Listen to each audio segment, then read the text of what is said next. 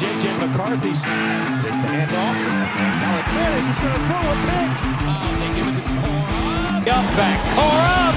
Touchdown, Wolverine.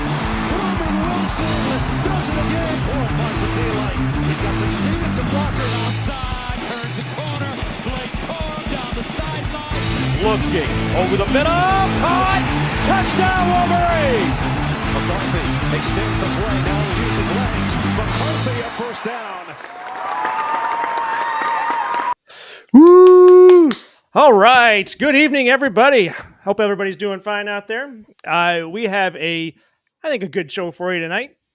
We're going to talk about is the hammer finally coming down on Michigan? Sort of. We're also going to talk about the recruiting over Victor's weekend this past weekend, and Wink Martindale, who he is and what does he bring to Michigan's defense. We'll also try to keep you updated on Game 7 of the Stanley Cup playoffs between the Oilers and the Panthers. Apparently the series is tied 3-3. The game should be starting here. Well, I don't know when puck drop is, but the broadcast starts at 8. So probably somewhere around 8:30 when they finally get through all of that stuff. Anyway, we also have an update on the Team Rivalry website, the Score Picker. We've got a name for it, and we've got some pretty cool updates coming on that. We'll get to that at the end of the show. For right now, we're going to talk about all that plus all of your chats. Start putting those questions in the chats for us now. We're going to talk about all this right here on the Big Ten Team Rivalry Show, where we have expert trash talk and unrivaled analysis. We look at the Big Ten from a Michigan perspective. I am your host, Cliff. I am not a rock climber, which I consider a missed opportunity. With me, as always, is Mac. Mac, how are you doing over there? I am not a noodle, which means that even with cheese on me, you cannot eat me. Alrighty. That's what I've got. I don't know what to do with that. I don't know. You said cliff and rock climbing, so I thought I had to come up with something, and that's what came over me. Came over me? That's what came over me. The spirit of horrible jokes came over me. Goodness gracious. Good start. Speaking of which, let's get into some things. Hey, Jason Bode, good evening. How are you doing out there? Let's get into the Checkdown. You ready? I spend my entire week looking for things to put in the Checkdown. These are various stories that happen in college football and around the nation. Actually, sometimes not even college football. It just depends what's out there. Mac, feel free to comment at will. Here we go. Oh, you didn't do it yet? Yeah, but that was pretty good, I thought. Okay. All right, thank you. Houston Christian University wants the recent NCAA Power 5 settlement to be made null and void. Did you hear about this? According to the university, the settlement will adversely affect them. They say their interests weren't considered and they weren't given a seat at the table during the negotiations. Now, I know how they can settle this. All they have to do is line up some Lambos and invite the NCAA out for a visit. Take some pictures, drop a couple of bags, all under the table, obviously. And I guess they're just behind on that strategy. Who? Nothing. All right. Houston Christian? Houston Christian University. Okay, I got some advice for them, though.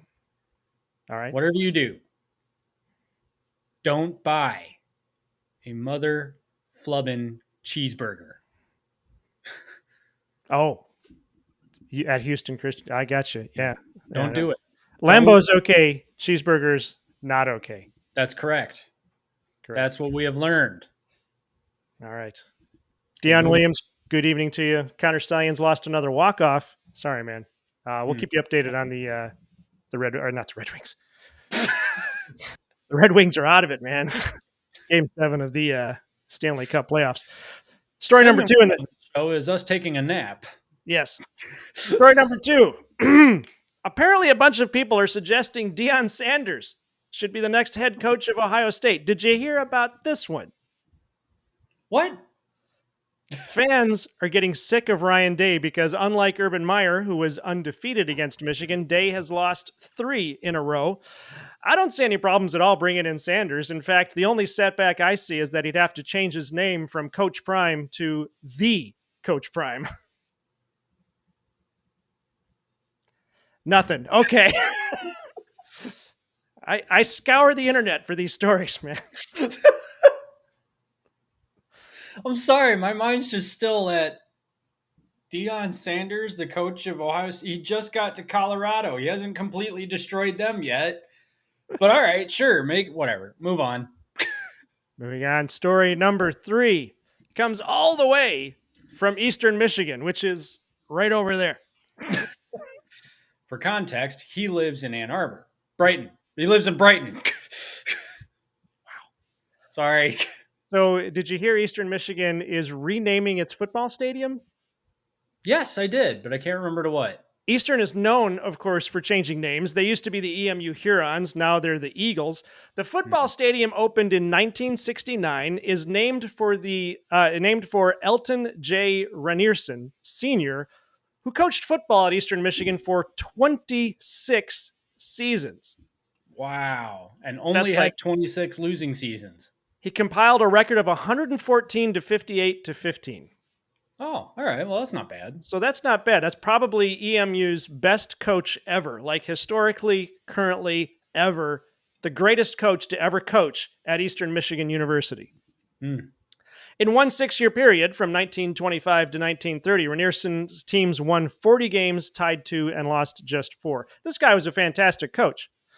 But now they want to rename the field to Crosby Field in honor of Raiders 3-time Pro Bowl defensive end Max Crosby and his wife Rachel, because money. They made $1 million donation to the EMU athletic department, and that means they're going to say goodbye to history and slap a new name on it, which I guess you'd have to call it reverse NIL, but Tom Selleck has not yet signed a contract, so I don't know.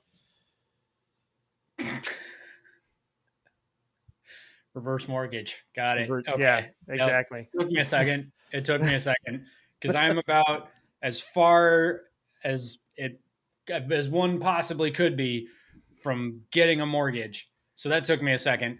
But I'm sorry, all it took was $1 million for them to rename their stadium? $1 million to forget about the greatest coach in EMU history and slap a new name on the stadium. I mean, okay, I'm not going to pretend like I have $1 million in my pocket, but that's all it took. That's all it took. Why hasn't anyone tried changing Waldo Stadium yet at Western Michigan? I'm certain somebody's got $1 million to change it from Waldo because, the joke is, where's Waldo? Nobody knows because normally they suck. Anyway, nobody goes there except for that one season. Yeah, except for 2016. That perfect season, and then PJ Fleck, boom, gone. Off to Minnesota, what would you call it? Cemetery of coaches? Cemetery of coaches. Yeah. So this has been the Checkdown. If you like what you've seen so far, don't forget to smash that like button. And as long as you're there, scroll a little over, slightly to the left, hit the subscribe button, drop a note in the chat. Thank you, everyone, who has subscribed already, of course. Now, we should probably get into our first story. Hold up. I had a thing that I shared with you over the chat, and I demand that it be put on the screen. Where is it? It's on. I put it in our Telegram. Oh, yeah. Hold on, I got to look at a different window here. Put that up while I make a poll asking people if they've liked the show yet. Have you liked the show yet, everybody? Everybody who's watching, like it. Give it a like. All right, you want me to share this? Is that what you're saying? Yes. And there it is. Oh, it's not very big. It's not what it looks like. Man insists after getting caught watching WNBA game.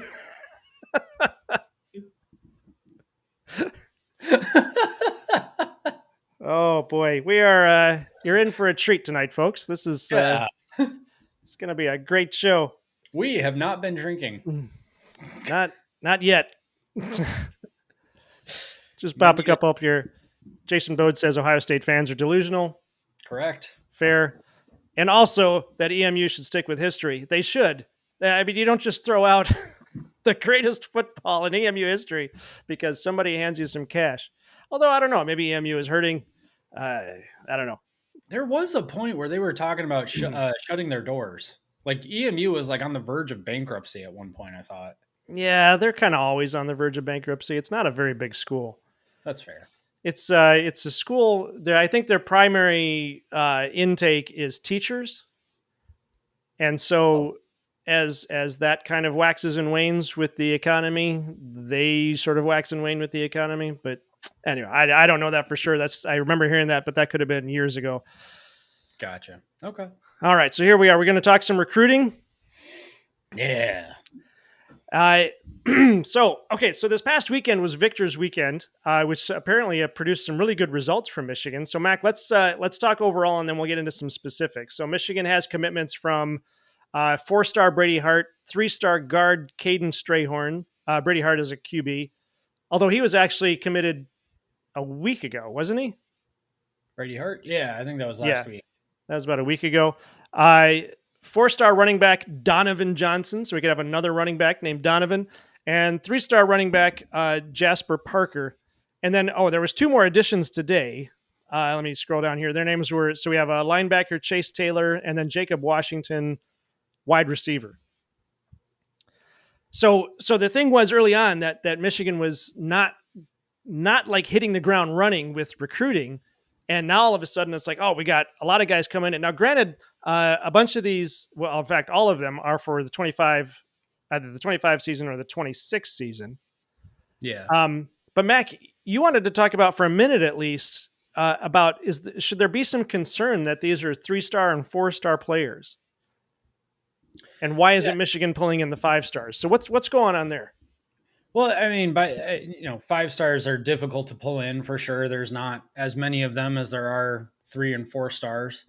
But yeah, I mean, Michigan's pulling in a lot of 3 stars, and I'm not concerned about that necessarily. I guess okay. So there were a couple of different things to think about with Michigan recruiting right now. So obviously, under Harbaugh, we saw Michigan recruiting kind of, I guess you could say, struggle, but I honestly feel like as long as you're pulling in top 20 classes with a competent coaching staff, you're not doing too bad. I mean, again, this was in a period of time where Michigan was reliably getting 9 or 10 wins a season, and that was honestly fine with me, having lived through Rich Rod and Hoke. So I get that we weren't beating Ohio State. We're there now. We're good. But the problem was that Michigan was still not pulling in like top 10 classes, basically. They had one, I think, I can't remember when that was, 2019, maybe 2020. I can't remember. But the problem was that they weren't pulling in like Ohio State level recruiting classes. And this is a huge concern. But then Harbaugh goes and wins a national championship with a bunch of 3 stars, a handful of 4 stars, and then a couple of 5 stars. So clearly development is something to be the name of the game for Michigan is development over, star power. And that's great. I'm fine with that. So they're bringing in a ton of 3 stars. Jacob Washington's a 3-star. Donovan Johnson's a 3-star. Caden Strahorn, which is an amazing story, pulling in an MSU legacy recruit. That's hilarious. Love that. Chase Taylor's a 3-star. Jasper Parker's a 3-star. So, yeah, they are pulling in a lot of 3 stars. What's interesting to me, though, is that there's one more guy, and I can't remember his name, Jordan Davison. So 5-star running back Jordan Davison. Now, I think there's a little bit of a question as to whether or not Jordan Davison would commit, or there was a question as to whether or not Jordan Davison, this 5-star running back recruit, would commit, given the fact that Michigan's already got a fairly deep running back room as it is. Let me double check that. Yeah, Jasper Parker is a running back. Donovan Johnson's a running back. So they've got a couple of running backs in this class already. Would it be too crowded for this 5-star Jordan Davison? And right now the answer is no. Jordan Davison actually seems to be trending with the Wolverines after having recently visited over, I believe he was there for Victor's weekend. I think. Actually, don't quote me on that. I might be mistaking him with somebody else. But it sounds like Michigan is actually winning this recruit over because of money, because of NIL. The rumor is that they've actually been outbidding Ohio State for Jordan Davison. And So that introduces a whole nother Here we go. a whole nother set of concerns. Is Michigan going with money over culture fits now? And the coaching staff has assured us so far that while, NIL definitely needs to be bolstered up at Michigan, that culture fits are still where it's at. Like, they still want to go for the right players, not necessarily the best players, or maybe not necessarily the most expensive players, we'll say. Mm-hmm. So this is interesting. This is a big one. If the rumors are true and Michigan is winning an NIL battle here, I'm curious to see how it'll work out. I mean, the kid's a 5-star. He's clearly talented. And if Michigan's going for him and willing to put up some money for him too, maybe that means he's a culture fit. And maybe that also means at the same time, Michigan's getting its NIL act together. So this is an interesting one here. But now, okay, so here's his page on 247 Sports. Right now, they're saying he's probably headed to Ohio State. They've got him as a 4-star, though. Check his On3. I think On3 has him as a 5-star because On3 does their own star ratings, and 247 does theirs too. All right, let me see if I can get this here. Yeah. Okay, here we go. Well, they've got him as a 4-star. 81% headed possibly to Ohio State. Mm-hmm. Oh, they don't even have Michigan on the list. Oh, well, down at the bottom. Oh, interesting. Yeah, that's interesting. Okay, so I'm seeing. I saw a couple of accounts on Twitter talking about that Jordan Davison may be leaning a little closer to Michigan, because this isn't. I mean, that's not necessarily indicative of what he's actually thinking. That's just what the analysts know about him. Right. Yeah, it's a prediction. I mean, they don't know; they're just guessing based on where he's been and what he said. Yeah. So that'll be interesting. I'm curious to see if that'll actually happen. I mean, if Michigan pulls him in, then great, But I honestly, I don't think it's a big deal that. I don't think it's a big deal if they necessarily miss out on him. But I mean, if Michigan can win an NIL battle, I'm kind of curious to see how that goes. Yeah. So, looking at our notes, then. And you sort of touched on this, but do you think that with some of these recruits turning over to Michigan, are we looking at a change in Michigan's NIL? Or given it's a couple years out, should we expect these guys to jump ship when they get money from another school? See, and I don't know. I mean, that's kind of the weird thing about this is that, like, recruiting commitments are great, and it's nice to see Michigan get some commitments and stuff like that, but it doesn't matter until they've signed the letter of intent, until their name is on the paper. It really doesn't matter. I mean, today there's a rumor that a Michigan flip target, I can't remember his name, I believe he's out of Maryland, is about to decommit from Maryland. And then Ole Miss, there was an Ole Miss player that Michigan was going after as well. He also just decommitted today too. So, I mean,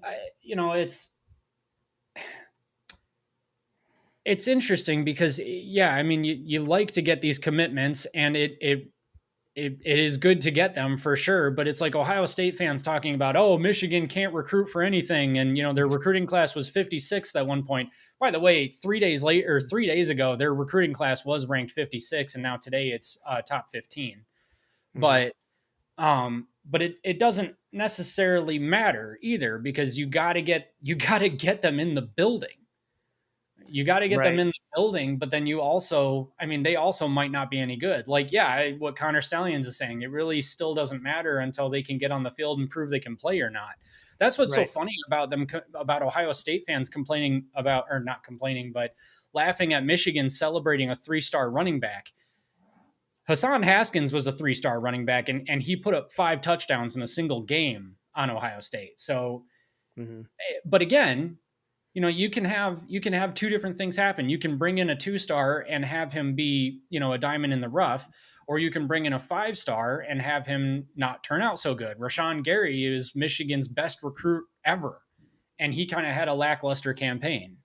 So, it could go either way. But the way Michigan recruiting is going right now, I mean, I don't really remember a time in recent history where Michigan has had this many, I guess you could call them high level recruits, this many high level recruits commit in this short period of a time. I mean, Right. yeah. A quick question here from Connor Stallions. Wasn't Phillip Rivers a 0-star recruit? I'm looking that up. I don't know. While you look that up, another chat here. Buckeye Sean, what happens if the NOA drops before signing it? We're actually going to talk about that a little bit in our third segment, so hang on to that question. Buckeye's Battle Cry says, I never get excited about recruits anymore in the era of NIL. Yeah, that's an excellent point, because like I was just saying, you can get all of these commits, and then some other school decides, oh, I want that guy, and they drop a large bag on him, and then they're gone. So yeah, it's like Connor said, we don't know until they get on the field. Don't get excited about it in the age of NIL. But so what do you got on Phillip Rivers? Yeah, so he did not have a star rating as recruits do today. I don't know if that's because he was literally a 0-star talent, or if that's because I think recruiting back then did use the star rating system still. So yeah, I think he was a 0-star recruit, and he was recruited by NC State. He played there from 2000 to 2003 before being selected as the number 4 overall pick in the 2004 NFL draft.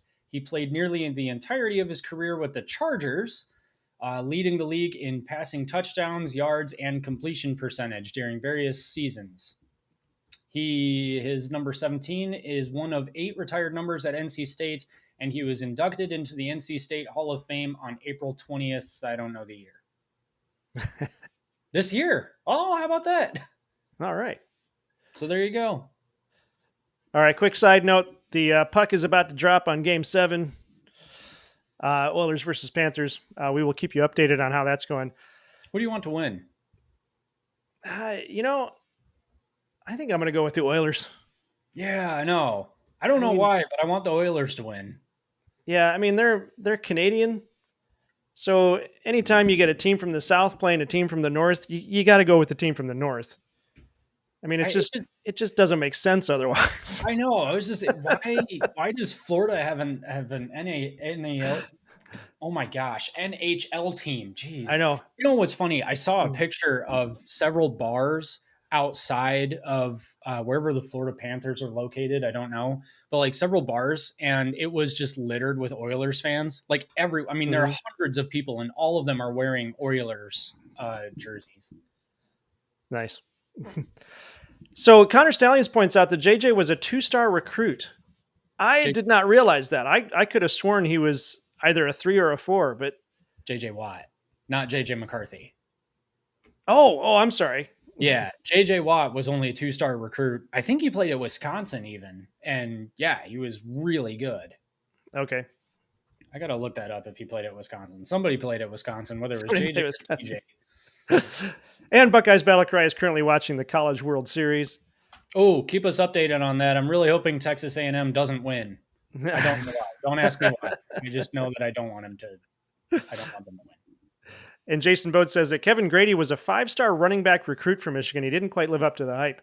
That's actually something I want to look into. Is our friend Mark Rogers did that show on how stars matter, or it wasn't a show or a tweet. I think he copied a tweet thread on why stars matter, and they do. They're absolutely right about that. That there's obviously a huge difference between a 1-star and a 5-star. Maybe there's not as much difference between a 3-star and a 4-star, but that does. There is a noticeable link to how 1 through 5 stars perform when they get into college. But what I wanted to know is like what Jason's pointing out here is how does that then translate into the NFL? Do they continue that in the NFL? How many guys who start as 5 stars in college end up in the NFL Hall of Fame? How do they know what star rating to give them too?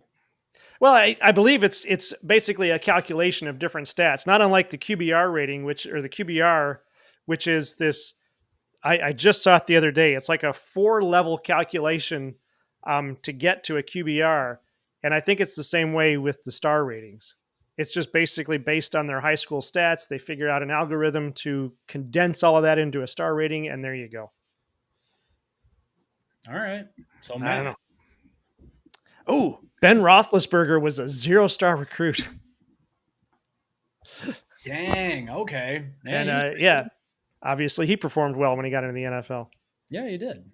He did. Okay, let's take a closer look here. Now, when we talk recruiting, we're going to get more into, I guess you want to call it character of the player that's coming in. So the 4-star QB out of Cocoa, Florida, that's Brady Hart, and he was being recruited by Florida, Arkansas, Clemson, and Ohio State.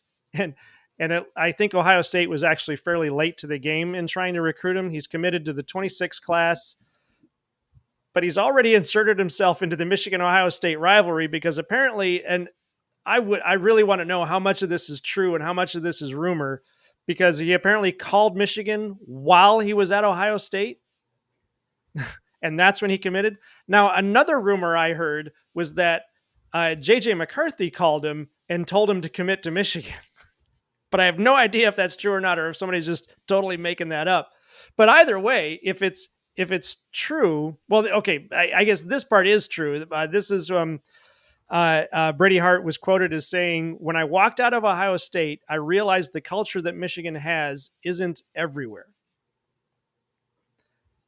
And what do you do with that? I mean, obviously, as Michigan fans, we want to run away with that. But Mac, what do you think? What do you do with that? I mean, we've been kind of wondering if there's a culture problem at Ohio State for quite some time, and I don't want to oh man, I don't want to fence sit. I'm not trying to sit on a fence. I'm not trying to be oh, Ohio State, maybe there's a problem, maybe there's not. And at the same time, I don't want to be go full, I don't know, Michigan, I guess Ohio State derangement syndrome and be like, oh, Ohio State sucks. Of course there's a culture problem. You don't win 11 games in a season with, a culture problem, or at least I don't think you could, or at least that seems like it would be very difficult. Yeah. Yeah. So I don't know. I mean, when we had this conversation with Buckeyes Battle Cry, also hi Peter or Rob. Sorry. Wow. Goodness. My bad. I'm blanking on everything tonight. Anyway, hi Peter and Rob. Hope you guys are doing well. When we were talking to them about it, I mean, I think they had mentioned that it seemed like, I don't know, not so much that it was a culture problem, but that there's hey Rob, but that there's just something about Ryan Day. Mm-hmm. And I don't really know what it is, because we've talked about it a lot, where Ryan Day is a really good coach, but for some reason that's not translating to the elite wins that they're used to. But again, I'm going to continue defending Ryan Day and say the guy is 56-8. Shut up. He shouldn't be on the hot seat. And if there is a culture problem, it clearly isn't affecting their on-field performance that much.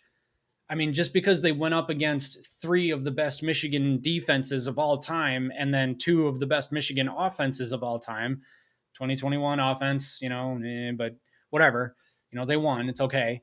That shouldn't be a terrible reflection against Ryan Day. I mean, and sure, he's got to do something to fix that. And from the outside looking in, it looks like they're dropping bags on bags to bring in players to beat Michigan. Now, does that work with a culture fit? If if you're paying players, if you're dropping bags to bring in a lot of talent, does that mean that you're sacrificing culture at the same time? Or does that mean that you dropped a lot of money to get these kids to come, but you also know that they're a good culture fit too? And I don't know. We're not in the Woody Hayes building. We don't know for sure what's going on down there, but we do know that it sounds like JJ called Brady Hart and told him what was special about Michigan. Brady Hart visited Ohio State and just didn't feel the magic. And he's one kid, he's one kid. He's obviously a really good player and he's coming to the right school, I think. So I'm excited about that. But Ohio State got a couple of commitments, one of which I think was a 5-star today. So they're doing something right. I don't know what it is, but they're doing it. I'm trying to get my screen share back up again. Hey, Go Blue became a Trash Talker member. Thanks for joining. Hey, all right.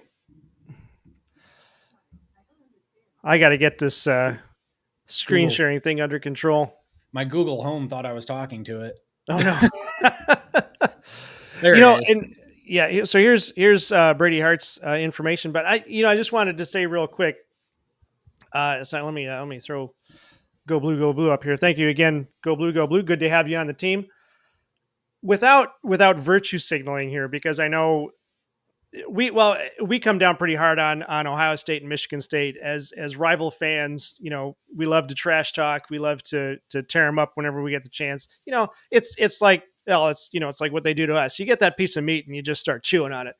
Sure. But I think without virtue signaling, I think we have to admit that Michigan had a serious culture problem from 2008 to 2014. 14. Yeah. Obviously bad things were happening there. It wasn't just that they had bad players. They had lots of good talent on the team, but you had a coach who was at odds with the administration. And then when you had Hoke in there, you had a coach who couldn't handle leading a team. He was, a great, what was Hoke? Hoke was a DC or an OC? I think he was DC. He was a DC. He was head coach at San Diego State, though, when Michigan hired him. Okay, yeah, but he was fairly well, from what I understand. Okay, but didn't do well at Michigan. So we had a culture problem in Michigan too. So these cultures wax and wane. Now that's my phrase tonight, I guess. But these cultures come and go, and it's just what you have to deal with. Anyway, Brady Hart. So one of the cool things about Brady Hart is that, he's got two great Michigan names, Brady and Hart. So Tom Brady, Mike Hart. But he's coming in as a 4-star.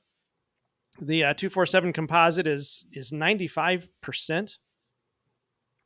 95. So that seems pretty good. 6'4", 180 pounds. He's a tall. stick. He might have to put on some weight. He's going to get hit by somebody and he's going to break. I don't know. If that's all muscle. Well, sure. Yeah. All right. The next guy we're going to talk about. Actually, no. I since we were talking about character, one of the things I wanted to read off, and I might mess up this name, but his training coach is Balin Trujillo, and he said Brady Hart is a blue-collar, hardworking kid who respects everyone he comes in contact with and just loves to sit on a boat and fish. He's a Southern Christian kid who loves sports and only accepts greatness in everything he does, both on and off the field. He is an outstanding student athlete and is surrounded by greatness from his coaches at Cocoa to his dad, who is a former professional athlete, and his mom, who supports everything he does. Well, so, yeah, seems like, based on his training coach there, he seems like he's a really good kid. Man, that sounds like somebody from a Nicholas Sparks novel. Really good Southern Christian kid. He's the good old boy he's good and everybody loves him. Yeah. And all of a sudden the girl comes to town. The girl from the city comes to town and starts causing some trouble. And I don't know. Yeah. Never mind. Moving on. Yeah, let me hit some of these chats here. Buckeye's Battle Cry points out, you're adapting to a new era of college football. The winning culture was already established. Yeah. All right. That's true. Okay, so can you bring up? Yeah, okay, that one. So Buckeye Sean says we are dropping bags because that's the name of the game. Now it's legal, and Columbus doesn't have any of the three major sports, so there's a lot of money to go to the Buckeyes. Yeah, that's true, and that's interesting because you've got Cincinnati and Cleveland. So I wonder if those markets have or why those markets aren't drawing any of the money. I mean, because all Michigan has is Detroit, and Detroit's a full hour away from Ann Arbor. So where's the money there? But also Michigan likes to take the moral high ground with things. So whatever, that might not be a good example. But yeah, I mean, he's right. That's an interesting thing. I mean, there's not any professional sports in Columbus, so the Buckeyes get a majority of that money. That's fascinating to me. Yeah. Mm-hmm. Will Campbell was the number one defensive lineman in the country. He committed to Michigan and was a bust. Yeah, that happens. Yeah. I recognize the name. I can't remember when he came to Michigan, though. Will Campbell. Let me see here.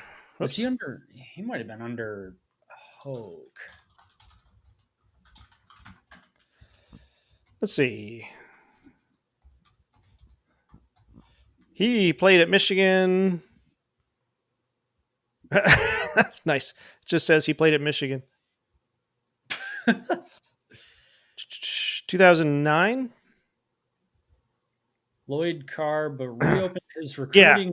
Yeah, okay. His commit date was in 2008, so he was 9, 10, 11, and 12. Okay. Yeah. So, all right, this is interesting. So, Will Campbell committed to play for Michigan while Lloyd Carr was still the head coach, but then decommitted when Rich Rod took over, and then committed again during the All-American Bowl to Michigan. He only made 11 starts at defensive tackle and then moved to offensive tackle prior to the 2010 Penn State game, and then switched back to defensive line for the 2011 season. And then posted a career high of 10 total tackles at Ohio State in 2012. He was also Big Ten honorable mention. So, yeah, I mean, for a number one overall prospect, that is kind of a bust. Yeah. Yeah. Whoops. Oh, shoot. Sorry. Hold on. I wanted this one. It moved on me. Yeah. I think we're referring to Rich Rod and Brady Hoke right there. Mm-hmm. Connor Stallions points out that Hoke could recruit like crazy, couldn't develop a lick. Yeah. That's true. Yeah. I think that's exactly what happened. As we've talked about before, that Rich Rod was actually at least on an upward trajectory. Hoke was on a downward trajectory. So, I mean, what do you do with that? I mean, the other thing is too, Hoke was started coaching. Well, Hoke was coaching while Dave Brandon was. Sorry. There we go. Hoke was hired by Dave Brandon, and Dave Brandon was meddling in everything. So I don't know. I wonder what would have happened had Hoke been brought in by the guy who hired Harbaugh. He was the former CEO of Steelcase. John Hackett, Hackett. Yeah. Yep. Yeah, I wonder what would have happened had Hackett brought him in and just let him coach. Right. Yeah, that would have been interesting. Keegan says, new recruit graphic. A man with an NCAA jacket delivers a recruit an open silver platter with only a hamburger bun, and the recruit is rolling his eyes. Here's the punchline. Nothing burger. Get it? Hey, we tell the jokes around here, Keegan. Yeah, but they're not as good as that. That's pretty good. Yeah. Keegan, do you want to be our writer? P. Maximus says Columbus has a professional hockey team, the Blue Jackets, and a professional soccer team, the Columbus Crew. Oh, yeah. That's a good point. They do have the Blue Jackets and the Crew. I forgot about the Crew and the Jackets, obviously. But football money's not going to go to the Blue Jackets, though. I mean, we're talking about football money, you know. Yeah, it's my understanding that hockey money only gets serious in the North, and I mean, like, you're talking Michigan, Minnesota, Wisconsin, and then the Canadian teams. Otherwise, yeah. Our next recruit is Kaden Strahorn. Now, if that name sounds familiar, it should, because I can't get this to work right. Here we go. No, that's not it either. Why does this do this to me every single time? Why isn't it just a smooth? I picked the tab, I hit share, and it doesn't show up. Because it doesn't want to. All right. It has choices. It made a choice. Here we go. I'm going to try it again. I guess I just have to shut it off. There we go. There you go. Okay, so Kaden Strahorn, born and raised in Michigan. He's in Bradenton, Florida now. I believe he's at the IMG Academy, which apparently develops a lot of great players. He is a 3-star guard, but likely to play center at Michigan for the 2025 season. And this is what makes this story great is that Kaden Strahorn. I find the story funny, so it's hard to get the whole thing out with a straight face. Kaden Strahorn's father is Jason Strahorn, who was an team captain at Michigan State. He was on the Board of Regents or Governors at Michigan State. He is currently the color commentator for the Michigan State football radio broadcast with George Blaha. So his mother went to Michigan State. He is part of a Michigan State family, and yet he has committed to Michigan. Now, he says that his family is behind him, and I'm sure they are, that his family supports them. But what was hilarious about this is that he himself, Kaden Strahorn, actually tweeted yesterday, "I'm coming home, go blue." Wow. So not only did Sharon Moore go into Michigan State territory and pull a legacy recruit, I think is what he's called. Yeah. But now also you've got Kaden himself taking shots at Michigan State, which I just find hilarious. But now my mouse is dead. Jeez. I'm having so much fun tonight. I just want to call out real quick. We've got Scarlet and Blue Show in the chat. They run. Oh yeah, I watched their channel. That's really good. Yeah, they run an awesome YouTube channel. Awesome to have y'all in the chat watching us. That's really cool. So thanks for joining us. And yeah, I think that MSU fans have got to be pretty upset about this. Did you watch? Yep. Okay, so on YouTube, I can't remember the channel that posted it because obviously information that's relevant to a point that I'm trying to make eludes me always. But so somebody posted Michigan highlights at Michigan State from this last season with the Michigan State radio call. And I mean, yeah, George Blaha has been doing it a long time, and he's talented, and respect to the elderly, I guess. I don't know. Maybe he's not that old. I don't know how old he is. But I got to tell you, I mean, I understand Michigan won 49-0, but just listening to their radio call, I wish it was 100-0. I wish it was 150-0. I wanted them to just rub their faces in the dirt. So much worse than they actually did. I mean, the fact that Michigan didn't score that last touchdown before the half actually started to infuriate me going back and watching the highlights with the MSU radio call. I mean, they were saying things like, "Oh, Michigan's not going to get the refs to make a call against them." Apparently, Harbaugh's lobbying the refs to say all of these or to make all of these calls against Michigan State. And it's like, yeah, as if Michigan State was just one or two bad calls away from beating Michigan. It was 49-0, guys, and it very easily could have been 56, 60, or 63-0. And honestly, it probably should have been 63-0. But what, I don't know. So my respect for George Blaha has been, I think that's his Blaha, right? Blaha, yeah. Yeah, my respect for him has been waning in recent years, but listening to that was it was the most annoying thing you've ever heard. I think it's tough because, I mean, George is a great broadcaster. He's been in radio for a long time. When they basically kicked Michigan off of WJR 760 WJR to bring on Michigan State because Michigan, I think it was right when the year before or after Rich Rod was hired, just all of a sudden Michigan is kicked off of WJR and they bring on Michigan State. And Michigan State was doing really well at the time with D'Antonio.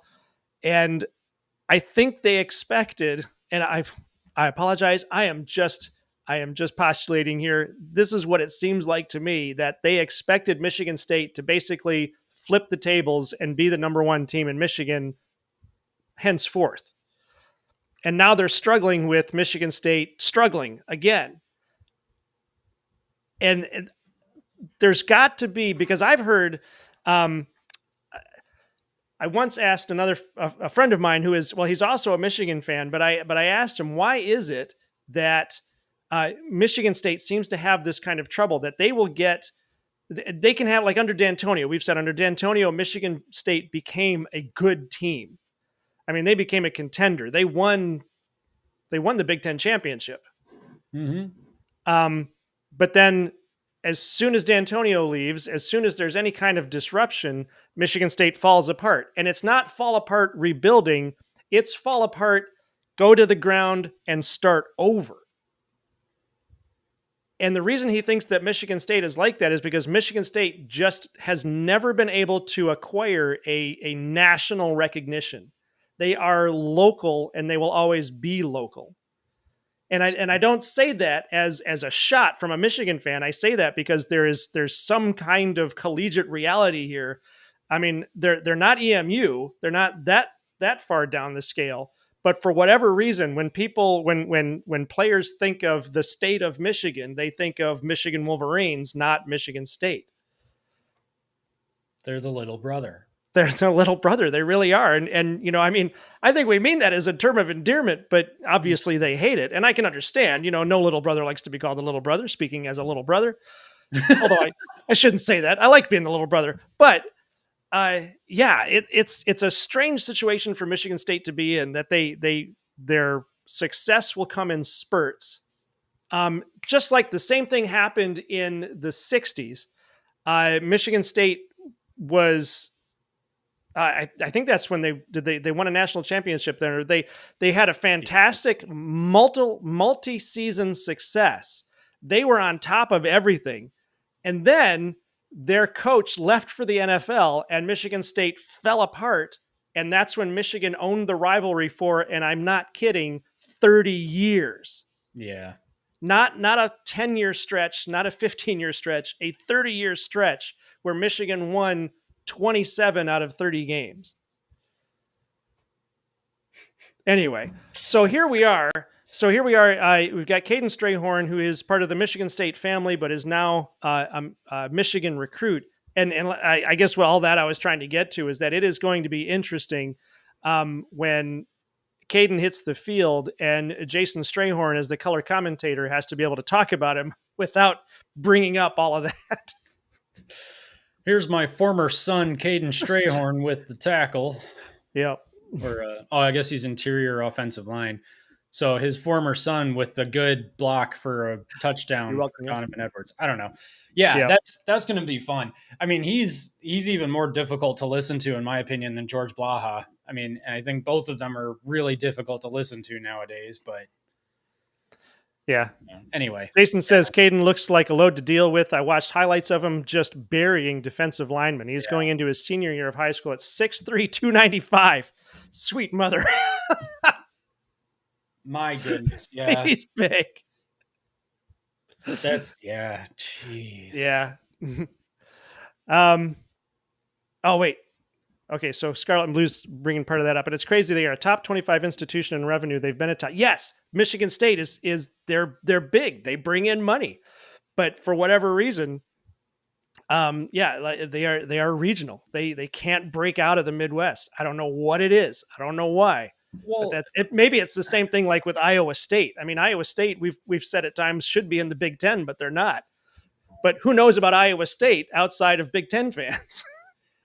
But I guess that's the thing. I mean, okay, maybe I'm going a bit far with this one, but when you think of Michigan, I mean, in terms of academics, you're thinking of, man, I hope I don't sound like an idiot when I say this. When you think of Michigan, academically speaking, you're putting them right next to like Princeton, Harvard, The Ivy League Ivy schools. League in general, Yeah. Your English equivalent being Oxford. I mean, these are Cambridge. institutions, Cambridge, Stanford, these MIT.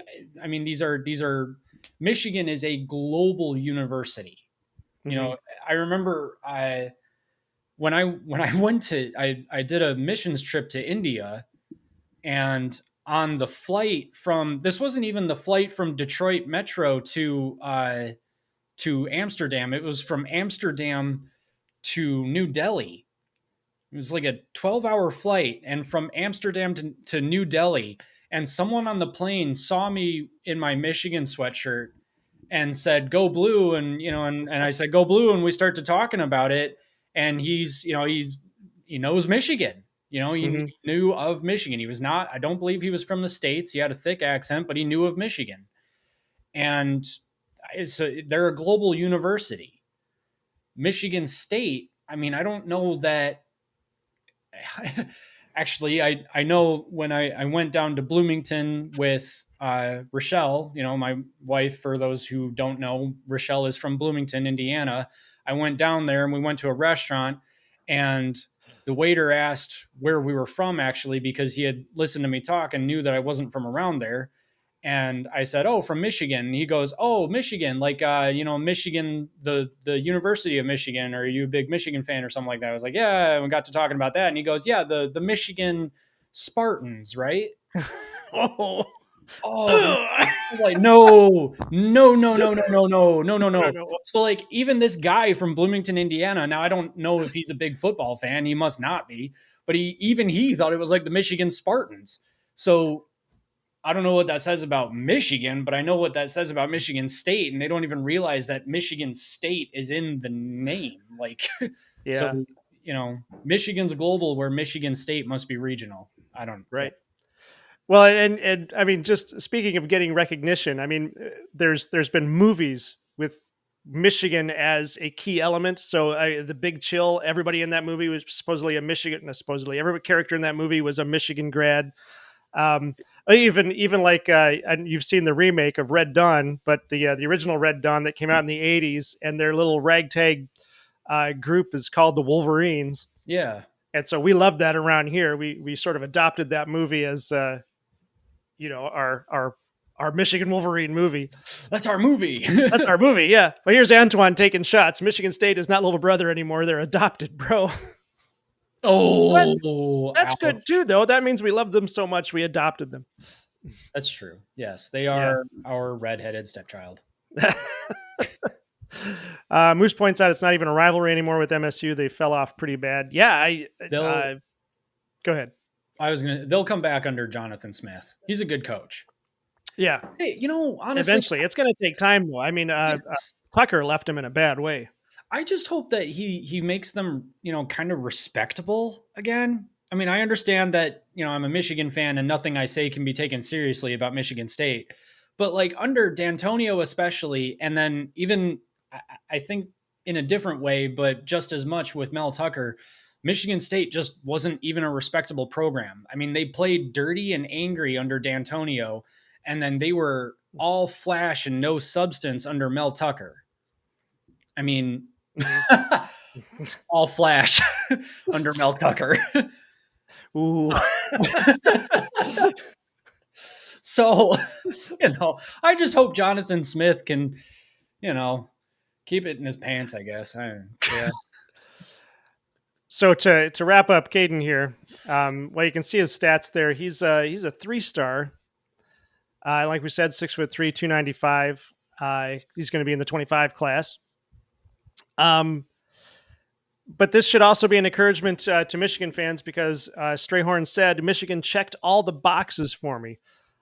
These people are the reason I'm going there. Coach Moore and Newsom are incredible, and I'm blessed to be part of the university." So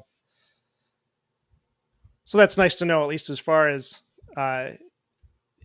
he sees the culture at Michigan, and it appears to be a good culture right now. So that's encouraging, I think. Yeah, that's awesome. Yeah. I want to give a quick update. It is 1-1 with 2 minutes and 42 seconds left in the first period of the Stanley Cup playoffs here, the Stanley Cup final. Jason's giving you a little admonishment here. Yeah, all right, my bad. Don't tell the mom. All right, so our next player is Donovan Johnson, which I think is kind of cool. We'll have another running back named Donnie. He'll be part of the 25 class. He's a 3-star or 4-star. The composite, the rating has him as a 3-star. The composite has a 4-star. He is also down at IMG Academy in Florida right now. But it looks like, as far as I can tell, he's only ever been interested in Michigan. Because you see, he's got Alabama, Arkansas, Auburn, and Austin here with like no interest. Well, yeah, because he already committed, right? So wouldn't that? Well, okay, I guess that's true. If I looked at this after the fact, so at any rate, this is one with we have to bring Tony Alford into the mix here. So Ohio State fans might not like this, but he's coming to Michigan because of Tony Alford. Donovan said that as soon as Tony Alford went to Michigan, they recruited me harder. I have known Coach Alford since my freshman year, and we have a real relationship. I can't even put into words what our relationship is like. It is like he is already my coach. We can talk about everything, and I love who he is as a person. That's a glowing review. Yeah, that seems good. It does, yeah. Yeah. Well, wait. What? I was informed by many reliable Bucknut sources that Tony Alford was not a good recruiter and that he was going to get fired from Ohio State. What is this then? This doesn't make any sense. Clearly, this is nonsense. Well, if Scarlet and Blue or Buckeye's Battle Cry are still out there, maybe they can shed some light on that. But yeah, I think that's what they said. You can have Tony Alford because he couldn't do anything here, and that's why they let him go. But I don't know. Maybe that's what you say when you're trying to convince yourself that you're going to be okay. It's coping. It's one of the 5 stages of grief. Drinking excessively, claiming the coach wasn't actually that good. Right. I don't know what the other 3 stages are. Taking wins in the off season. Yep. I'm just trying to go through some of the chats here. IMG linebacker with the name I can't pronounce had a good visit too. Yeah, we've got a couple other guys we're going to get into here. The Don too. Yes. Hey, Blue Wolverine is out there. How you doing, Blue Wolverine? Hey, Blue Wolverine. And Connor points out, you got to remember, no running back succeeded without a good O-line. That is true. That is, necessarily true, because if the O-line can't open up the line, then your running back isn't going anywhere. Mm-hmm. Which is what we saw under Rich Rod. Right.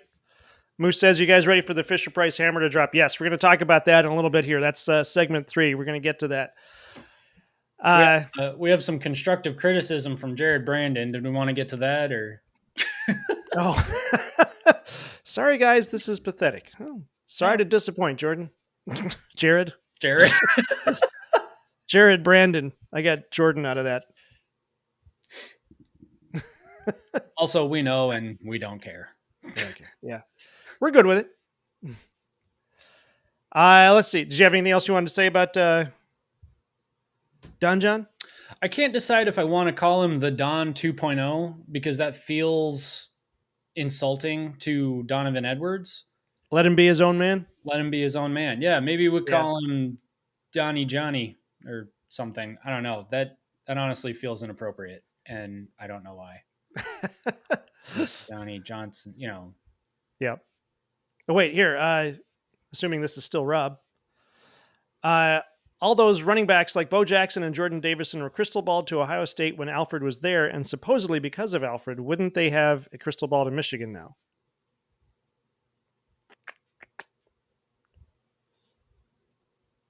What do you think? Not necessarily. I mean, what do they tell recruits? Commit to the program, not the coach. And I mean, that's, whether or not they take that seriously, you can argue about that because there are a lot of players that commit because of the relationships that they have with certain coaches. There was a whole controversy with a recruit that went to Ohio State over Michigan because of a relationship he had with a coach there. And then that coach ended up leaving. That was actually just a few years ago too, in like 2017, 2018. I can't remember. So it's it's possible that Tony Alford was the one building that relationship. And so maybe they'll end up flipping to Michigan. You would kind of hope that. Yes, Mike Weber. Thank you, Buckeyes Battle Cry. Rob, I think that's still you. So Mike Weber.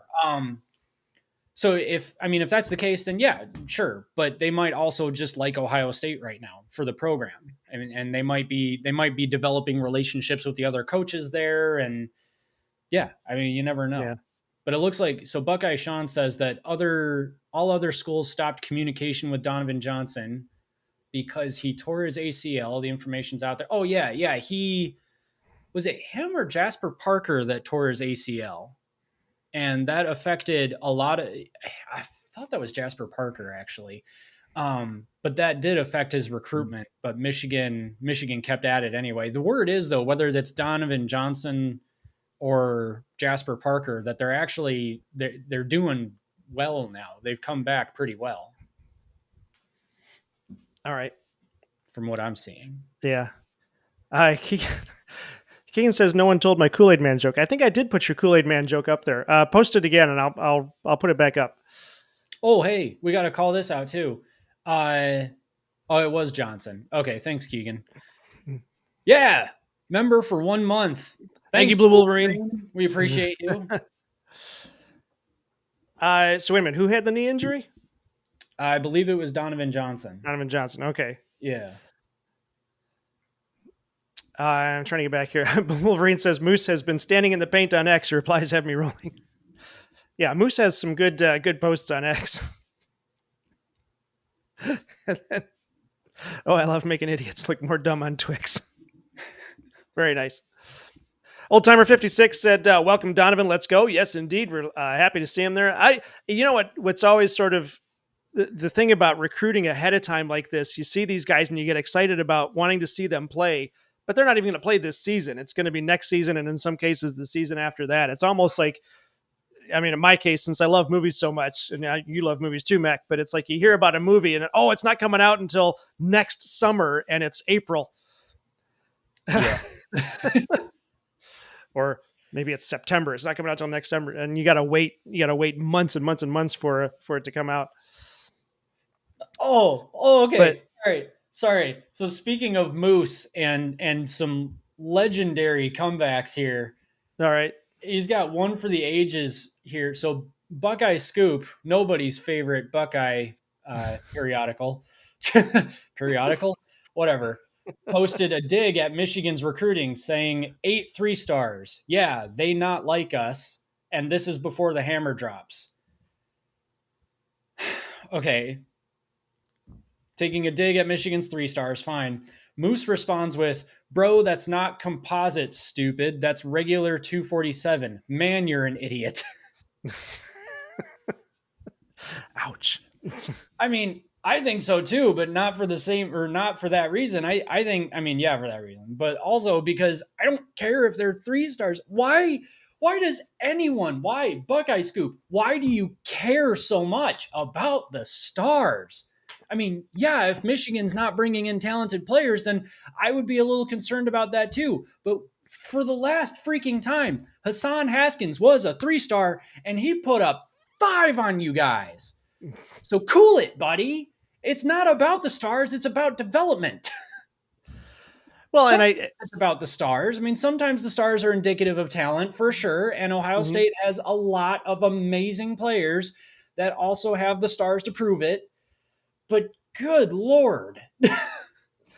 Well, it's, sometimes you get a talented team of higher stars, but you have a bad coach, so they don't do anything. Sometimes you get a team of 3 stars with a good coach and they win the national championship. Yeah, like Michigan. Yeah. So Moose says, yeah, we know nobody wanted a 4-star running back. Alabama, Michigan was his only option. Right. Yeah. Okay. Okay, yeah. Buckeye Sean says, Benedict wanted Marquis Davis. He was not going after Bo Jackson. Oh, you're responding to one of the other chats there. Yeah. Speaking of which, everybody in the chat, go over and hit that like button. We want to, if everybody in the chat hits that like button, we can get that number up. We can get the YouTube algorithm to push us out a little bit more. And if you haven't subscribed, please subscribe. You get more of this stunning and sweeping analysis. Oh, man. Unrivaled analysis. Expert trash talk, unrivaled analysis. Again, Blue Wolverine. What was that? It's apparently pathetic. Yeah. We should put that on our logo. Sorry guys, this is fantastic. Pathetic. Also, Blue Wolverine, thank you very much. Michigan hasn't had the fall off rivals prayed for. What a year this has been. Yeah, it has been crazy because it seemed like right after the national championship, we had a lot of discussion about, the hammer was going to come down, so don't be too happy about it. So we're all talking about how excited we are that Michigan won the championship, but then recruiting doesn't seem to happen. And now all of a sudden it is. And yeah, it's getting exciting. Yeah. And we are, what are we now? 63 days away from football, 62. Yeah, I think so. Somewhere in there. About right. Also, we are at 844 subscribers. So if we can get, 6 more before the stream is up, and hit that 850, that would be awesome. So if you have a friend who hasn't subscribed, first off, ask them, why do they hate themselves? And then get them to subscribe. And yeah, Moose, I was put in Buckeye Scoop timeout literally because I asked how they thought the $20 million NIL price tag that they bought those players with was going to work out for them. I literally put at the beginning of my message, I don't mean this as a dig. I'm genuinely curious. And they put me in YouTube jail because of it. Antoine says, the Buckeyes care about stars because they don't actually develop. They want their players to come out of the box ready. Have you noticed that about them? Have you not noticed that about? Yeah. Have you not noticed that about them? Yeah. Well, I mean, that's, I guess that's what we've said about the Buckeyes is that it seems like they never take a step back. I mean, when Tressel left and Urban Meyer came in, they didn't take a step back. When Urban Meyer left and Ryan Day came in, they didn't take a step back. It's just they kept on rolling. There's we keep talking about the game where they had their first string quarterback got taken out of the game, and we thought, oh, this is going to be bad for Ohio State. And then their second string quarterback is just as good, and then he goes out of the game, and then their third string quarterback comes in, and he's just as good as the first two. And it's like, how is this even possible? And at some point, you just kind of got to tip your cap and call it a day because, I mean, that's just incredible. Yeah. I mean, one thing I'll give Urban Meyer is not only were his teams really good, he had to have been a good developer in order to get teams that are that consistently good. Yeah. So credit to Urban Meyer for that. Connor says, Buckeye Scoop are full of grifters and losers. All they care about is give me money and I'll tell you what you want to hear. Look up Nevada Buck. He's one of the biggest crooks ever. Yikes. Yeah. Well. Okay, before I hop off of Donovan here, let's see.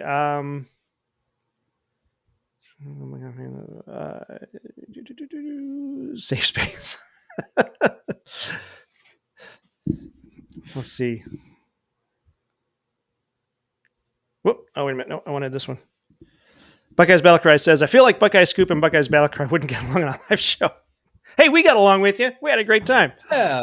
Yeah, and we'd love to have you back. And honestly, maybe we'd have Buckeye Scoop on sometime just to yell at each other. That might be fun. Mm-hmm. Hey, Tom Bouchard's here. Hey, Tom. Tom says so many of those Buckeye schleps still think they lost to Connor Stallions. Yeah, it's unfortunately. Yeah, that'll be part of segment 3 as far as we're going to talk about the notice of allegations and potential hammer dropping. But first, let's drop over here to Jason Parker. Nope, I shared the wrong tab. Sorry about that. Jasper Parker. What did I say? Jason Parker. And then you called Jared Jordan. Just all over the place here, man. All right, here's Jasper. They're not friends, apparently. No. Well, I'm trying to stay one step ahead of myself, and it's not working. Also, real quick, Yeah. end of the first period, still 1-1. Good grief. It's going to be a shootout. What? A shootout. They're going to end in a tie. They're going to have to do a shootout. That's literally what hockey does, is a shootout in the overtime. Well, no, but they do the 3-on-3 first. The 3v3 OT first. Yeah. Oh, all right. Yeah. Still, the shootout is coming. Jasper Parker, 3-star running back, 2025 class. And this is another one we got to attribute to Tony Alford. Jasper Parker talked about the importance of graduation from Michigan and said, beyond it, you have a national title contender every year, and you're among some of the greatest coaches to coach the game, including the running back room in Tony Alford. Jasper's kind of young, so he doesn't remember the Rich Rod years, the dark ages, which is why he's calling Michigan a contender every year. Maybe he's looking towards the future. Michigan is going to be a national contender every year now. Let's do it that way. I feel like that's probably what he was going for. You think so? Well, Michigan sucked 12 years ago, so I don't think he's going to say that, but yeah. He's coming in as a running back. He's 6 foot 189. That's a good size for a running back. He'll be able to slip through the line that way. 6 foot 189. Yeah. 189, yeah. What was Blake Corum last year? Was he over 200? I don't know. He put on weight, and he's not very tall. I think he's 5 foot something, but yeah. Yeah. Let me see. So Blue Wolverine says, don't say anything positive about a rival and be toxic to anyone not saying Ohio might be okay. To anyone not saying OH and might be okay. Yeah. Well. Oh, here we go. Buckeye Sean says that the guys that used to be a Buckeye Scoop are now all at Buckeye Huddle. They're terrific. If you want a balanced view of Ohio State and Michigan, those are the guys to listen to. Oh, got it. Okay. Yeah. All right. I think I have watched Buckeye Huddle a couple of times. Yeah. I agree. They seem more reasonable. Blake Corum. Okay, Blake Corum in 2023 was 5'8". Aren't you 5'8"? Yeah. Okay. 209 pounds? Not anymore. Okay. So yeah, maybe Jasper Parker could put on a little weight, but yeah, I guess some sources listed him somewhere around 210 to 215. All right. But yeah, interesting. Oh yeah. Okay, so yeah, Jason says he thinks he was 215. Okay, so here's a question for you though. Mm-hmm. What makes a better running back?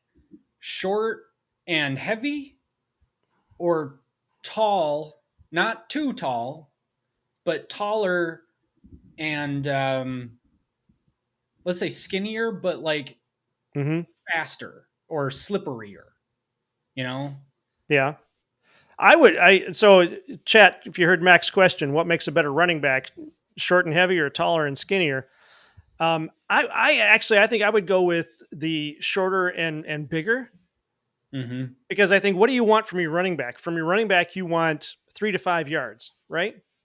If you get the breakaway, that's even better. But I mean, if you're Kirk Ferentz, maybe. Well, if you can get 3 to 5 yards per play, you're going to get a first down usually every third down. Okay. All right. So I think that's what you want from a running back, is to be able to push through the line and get that short yardage, because your wide receivers are the guys who are out there to get the big yardage. But now what we saw with Blake Corum and Donovan Edwards was breaking through the line, or not breaking through the line, but having the line opened up for them, and then they could truck it down to the end zone. Yeah, I think if you have a running back who's a bit heavier, a bit more muscular, he's going to be able to help push the line around so that he can break through, keep those legs running, keep the engine running to get that 5 yard average run. Well, that was Harbaugh's philosophy was, in the first and second quarter, you pound away at the defense, tire them out so that by the third and fourth quarter, they can't keep up with you and you can just run right through them. Right. That would require, I would think that would require a heavier running back who acts more like a jackhammer, something that can smash into the defense. But I would think that you'd want a couple of different running backs. You'd want a running back that can act as a hammer, or actually the thunder and lightning thing that Michigan had with Hassan Haskins and Blake Corum. Blake Corum was a little bit more elusive, and then Hassan Haskins was bigger and just smashed into defenses. Donovan Edwards right now, I think, is more of a lightning sort of a thing. He's got a problem with shoestring tackles, in my opinion. But when he gets into a foot race, he's going to win it pretty much every time. Just don't watch the TCU game. But but like Blake Corum put on weight this year. Why? Because Michigan needed more of a hammer at running back, and I think that's what they got with Blake Corum this last year. So I feel like you'd want a good mix. Yeah, I don't know. I really think you want, like you're saying, you want that hammer, like Antoine's saying here. You want that guy who's quick and tough to sort of batter that line, to beat down that D line. My only concern with a quarterback who's taller and thinner is that as soon as he hits that D line, they're just going to knock him over. And that's kind of, oh man, I hate to say it, but that sometimes is Donovan Edwards' issue. Okay. Sometimes. There have yeah. been a couple of times where Donovan Edwards gets hit at the line and is brought down. If you watch the Ohio State highlights from 2022, like Michigan at Ohio State, Donovan Edwards actually in the first and second quarter. Well, okay, now I'll come back to that. Donovan Edwards in the first and second quarter gets tackled. I'm not going to say easily, but easier than we kind of are used to from Michigan running backs. I mean, with, a running back stable like, Mike Hart, Fitzgerald Toussaint at one point was like a little tank. Right. Yeah. Goodness gracious. And now that I want to try and remember all of their names, I'm not going to remember any of them, but Blake Corum, Hassan Haskins, Derek Green, right? Derek Green. Yep. The one guy who ran through BYU, who ran through that little tunnel and nobody figured out how he got through there, but he got through there. His last name's Green. I know that much. Oh, yeah. I can't remember his name. Oh, shoot. That's going to bug me.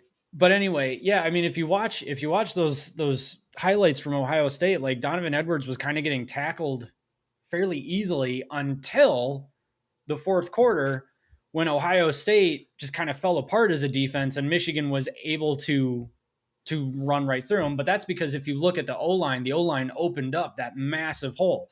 Maybe that's because Ohio State's defense was tired. Maybe it's because Donovan Edwards actually has flashes where we can see what he's really capable of if he puts on some weight, which, to Antoine's point here, he has put on weight. And he is Zach Charbonnet. Yes, go blue. Thank you. Zach Charbonnet was the same way. But to Antoine's point, yeah, Donovan Edwards has put on more weight to be more of the thunder. Of course, we've also got, oh goodness, the linebacker convert. Goodness, I can't remember names for the life of me now. I can't remember his name at all. Well, there's been so many. Yeah. Well, like Connor says here, give me variety. A running back that's one cut gone, a running back that's a thumper and a good pass blocker, and a running back that catches screens. Yeah. I mean, yeah, that's ideal, sure. Donovan Edwards is kind of that first and third. Khalil Mullings, thanks, Stallions. Yeah. Khalil Mullings is also kind of a bit of a hammer too. So Michigan's actually got hopefully two thunder running backs this year. Yeah. But yeah, I wonder if Donovan Edwards, like last year, was kind of the one cut and gone sort of thing. But I don't know. Anyway. Yeah. Scarlet and Blue Show says, depends. AP was a taller back, but was a big back. Bush was shorter and smaller and was a slippery back. I'm trying to think of who AP was. Yeah, I can't place AP, but Bush. Reggie Bush? Bush was a shorter and... Let's say Barry Sanders. Barry Sanders was the short and strong guy. Obviously, Detroit's best running back ever. Yeah, he took hits and ran right through them. Right. For sure. By the way, Scarlet and Blue would love to have you guys on the show sometime. So if you're interested, hit me up on Twitter. Yeah, sure. That'd be awesome. Adrian Peterson. Pardon? Adrian Peterson. That's AP. Adrian. Oh, yeah. Okay, cool. Yeah, he was slippery. If I remember correctly, I didn't watch him a lot, but yeah, he's slippery. Mm-hmm. Go Blue says the bigger back can trip and fall and still get 3 yards plus harder to tackle. Yeah, there's a good point there too. That's right. Yeah. Although, I mean, you could kind of make the same case with the taller, skinnier back, because if he manages to trip forward and can reach, of course, I guess at that point you're in a pile there. You've got too many guys around you. You can't let that ball get out too far ahead of you. Yeah. How big was Mike Hart when he played? Ooh. Mike Hart is only... is he 5'8" or 5'7"? Yeah, he was short and stocky, if I remember. Yeah. But again, obviously one of the best backs to play the game. You're looking that up? Yeah, I'm looking that up. Mm-hmm. All right.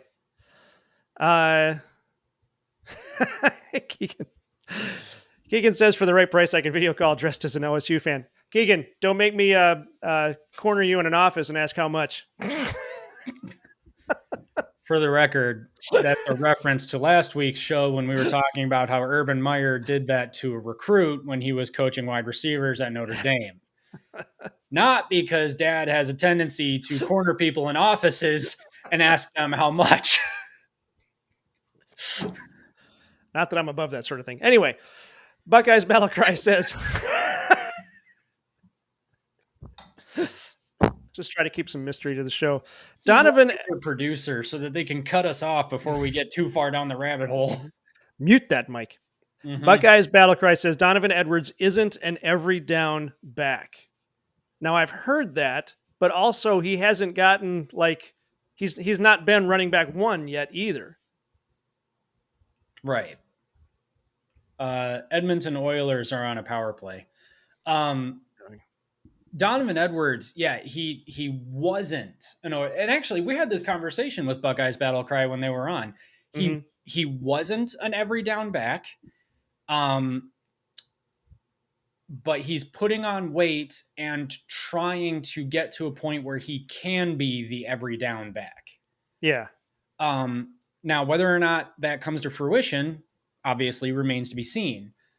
But that's his goal. From what we understand right now is that Donovan Edwards had a really good spring. He's developing into the every down back sort of thing that Michigan needs right now.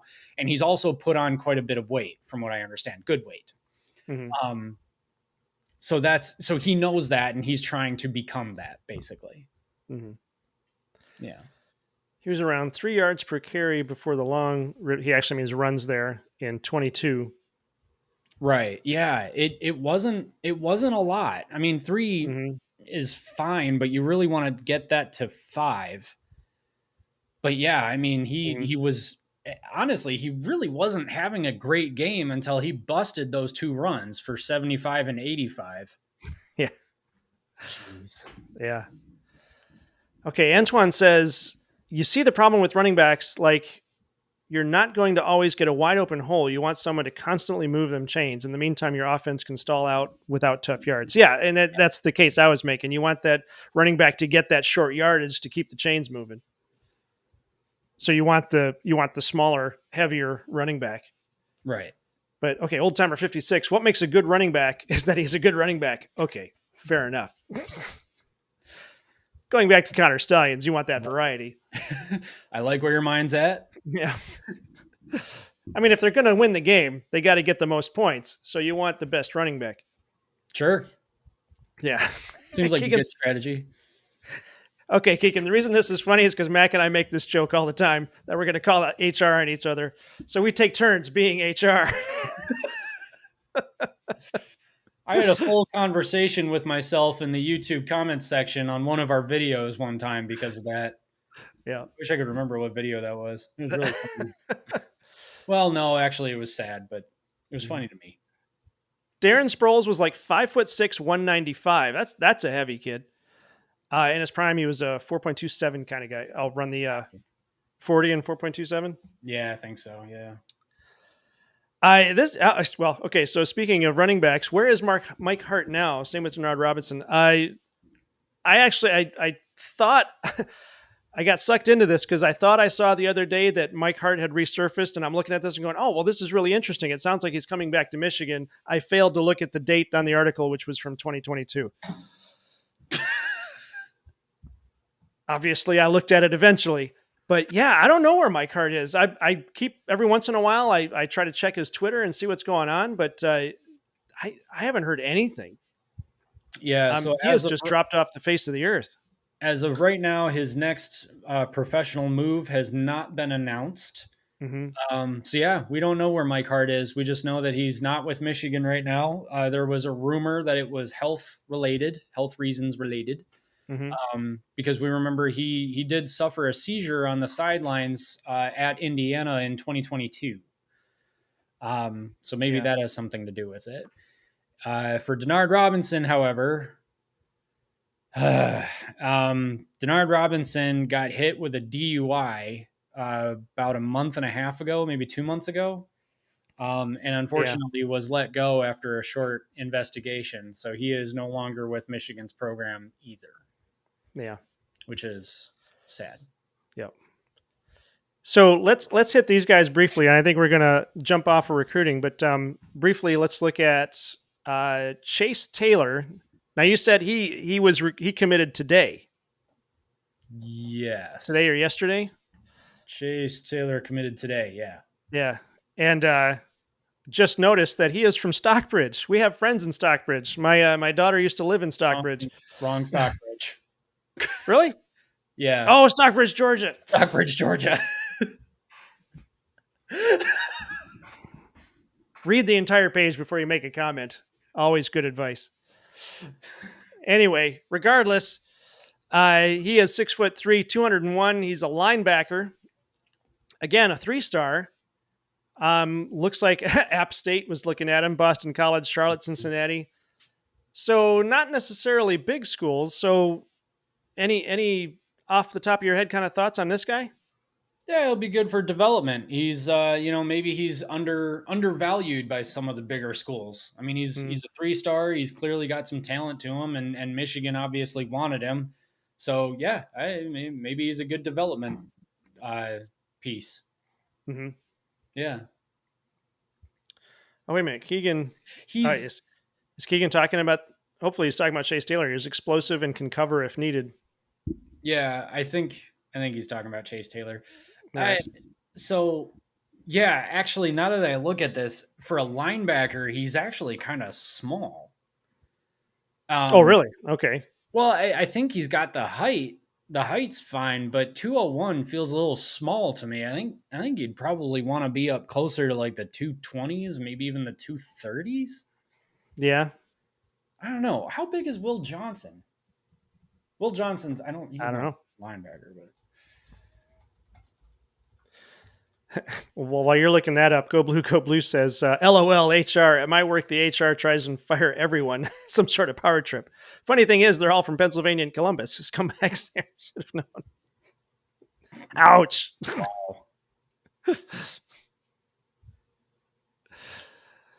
Antoine says, I don't know why people think these kids are supposed to be grown men in high school. I guess there's something to be said there. Although when I graduated from high school, I was 5'7" and 130 pounds. So, wow.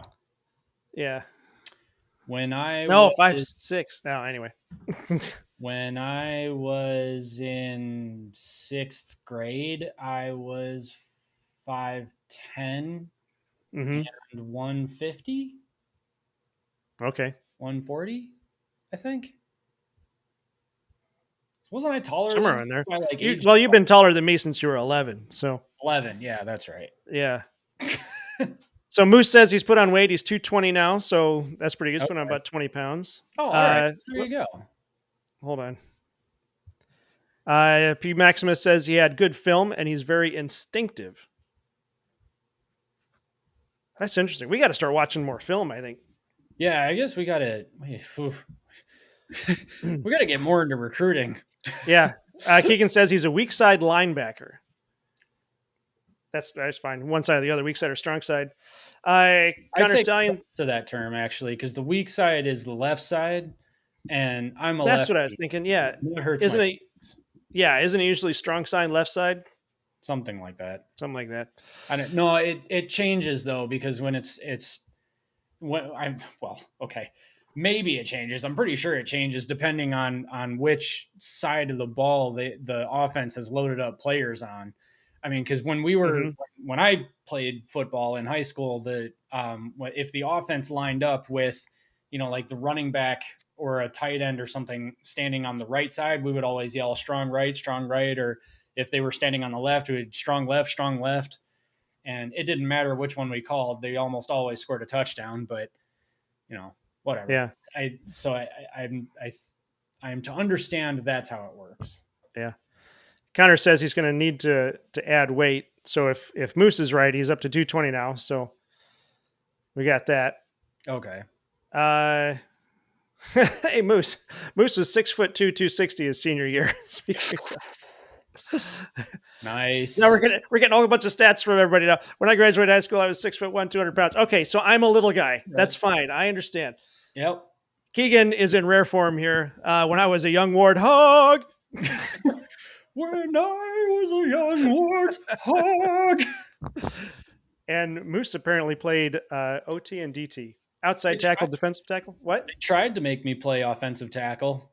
Yeah, offensive tackle. I said outside tackle. Yeah, remember that when I played in high school, they said, all right, you're what was I, like 230, 240 pounds? And they were like, yeah, you're definitely going on the line. And I was like, I don't want to play on the line though. And they said, well, then you got to lose 40 pounds. And you did. It was at the end of spring training. They said, all right, well, if you want to play anything other than offensive line, you have to get under 200 pounds. And at the time I was 240 pounds. So I lost 40 pounds in 3 months. Yeah, there you go. I think it was. Yeah. Yep. All right, last guy I want to look at here, and then we'll. Last guy here is Jacob Washington. He is at Archbishop Shaw. That's a name for a school down in Marrero, Louisiana. Nice. Wide receiver, 6'3", 180 pounds, and he is a 3-star player rating, 4-star composite. So 6'3", 180. That's not too bad for a wide receiver. What is the difference between player rating and composite? Yeah, I don't know. I don't know what the composite takes into account. Yeah, but at 6'3", he's going to have a good reach. He should be able to jump and catch those balls pretty handily. Yeah, 180 though. I feel like he's got to gain a little weight too. Maybe. Again, we just found out about him today, so I don't have much information on him.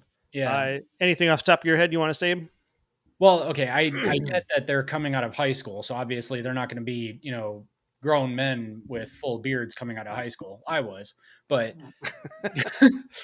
but I get it. Like, I don't know. I just still think he's got to gain a little bit of weight. All right. Anyway, yeah. So composite compares all recruiting services and comes up with an average. Oh, okay. Okay. So 247, the 3-star player rating is literally just their rating. Yeah. The composite is taking into account everybody else's rating. Yeah. Somebody else must have him as a 4-star then. Yeah. All right. I think that's going to do it for recruiting tonight. I want to call an audible. Let's go right to the Hammer story. You good with that? Did we have another one that we were going to? Whatever. Well, sure. we were going to talk about Wink Martindale a little bit. That's boring. Let's talk about the other stuff, or the allegations. Whoop, I keep doing this weird thing here. Oh, also, okay, we're at 845 subscribers. All right. Appreciate that. We got a couple out of this stream so far, which is awesome. Appreciate that. 22 likes on the video so far. Appreciate that too. So, if you haven't liked it yet, go ahead and give the live stream a like. It really helps us with the, YouTube and stuff like that. Getting the word out there. And then if you haven't subscribed yet, I mean, maybe you should rethink your life. I don't really understand why you haven't done that yet. So you should probably do that. Just do it. Go Blue says, so they were all 4-stars till they committed to U of M. Yeah, who was talking about that today? I saw it on one of the channels that they were talking about they were losing a star when they committed to U of M. And what's going on with that? I don't know. That's been a thing for a couple of players. Jaden Davis, the quarterback that Michigan signed last year, was a 5-star and then recruited to Michigan, and then they dropped him down a star. Okay. I don't know. I have no idea what's going on. Yeah. I don't know if like somebody's behind the scenes like, oh, I'm going to get Michigan. I'm going to drop them down a star. And then all of a sudden this player's not going to be as good. And then they're going to suck and they're never going to win another game ever again. And everybody else was like, okay, shut up, Ryan Day. Like, you need help. Yeah, Jordan Marshall too. Jordan Marshall. All right. Go Blue had that one. Okay, so you guys have probably heard about this. We want to talk about the story that comes out of the Wolverine. Actually, I don't even think it was the Wolverine who talked about it first.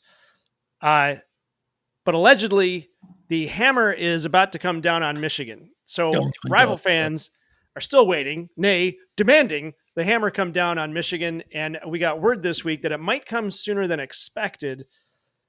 And we have speculated as to why that's happening. We'll talk about that some more. But according to the article, the NCAA has been aggressively interviewing all involved, and the Wolverine puts the results this way, that we've spoken directly to some involved, and they've said the same thing. There is no smoking gun in terms of coaches directing Stallions to advanced scout opponents, and the magnitude of the operation was way overblown, some close to it allege. The wording will be interesting given how little evidence there seems to be. So now let me back up a little bit. I don't know. I guess I don't know how much we need to back up and fill in what's happened, because it's been like the topic of conversation since the middle of last season. But if you recall, the story broke back before the Michigan State game that Michigan may have done some advanced scouting, illegal advanced scouting. And as things have come out, it's been found that Connor Stallions had an impermissible scheme where he was buying tickets to games and then giving them to people and asking them to video certain sidelines and whatnot. And then it just sort of blew up from there. Since then, we've had, so Connor Stallions was fired like right away. Chris Partridge has been fired. There were some other things that happened that aren't related to this that people try to mix in with it. But we're just going to talk about Connor Stallions and Chris Partridge. And now obviously Harbaugh is gone. Harbaugh was suspended for the first 3 games and the last 3 games, which was actually sort of fortuitous for us because we got to see Sharon Moore coach against Penn State and Maryland and Ohio State and won all of those games. So that was exciting for us. Was that not the right one? Yeah, it was Penn State, Maryland, and Ohio State. Yeah. So now, and also in that time, Charlie Baker, the president of the NCAA, has said that no one believes at this point that Michigan didn't win the national title fair and square. So now we've got this article, and you guys can drop in the chat there if you've read the article and what you think about it. The article that came from Wolverine, or frankly, whatever you've heard about it, drop in the chat your thoughts, questions, and we'll try to get to them here. But Mac, as we've talked about this, they're saying one of the key points of the article was that there's no smoking gun after months of investigation and access to Harbaugh's cell phone and emails. But what would that smoking gun be if they found one? Whether or not a coach, probably specifically Harbaugh, but any coach at Michigan instructed Connor Stallions to set up this massive spy network of epic proportions that makes the FBI look not like the FBI. I don't know. They probably all worked for the FBI at one point. This sign stealing network that Connor Stallion set up. But yeah, it would be whether or not Harbaugh instructed Connor Stallions to set this up.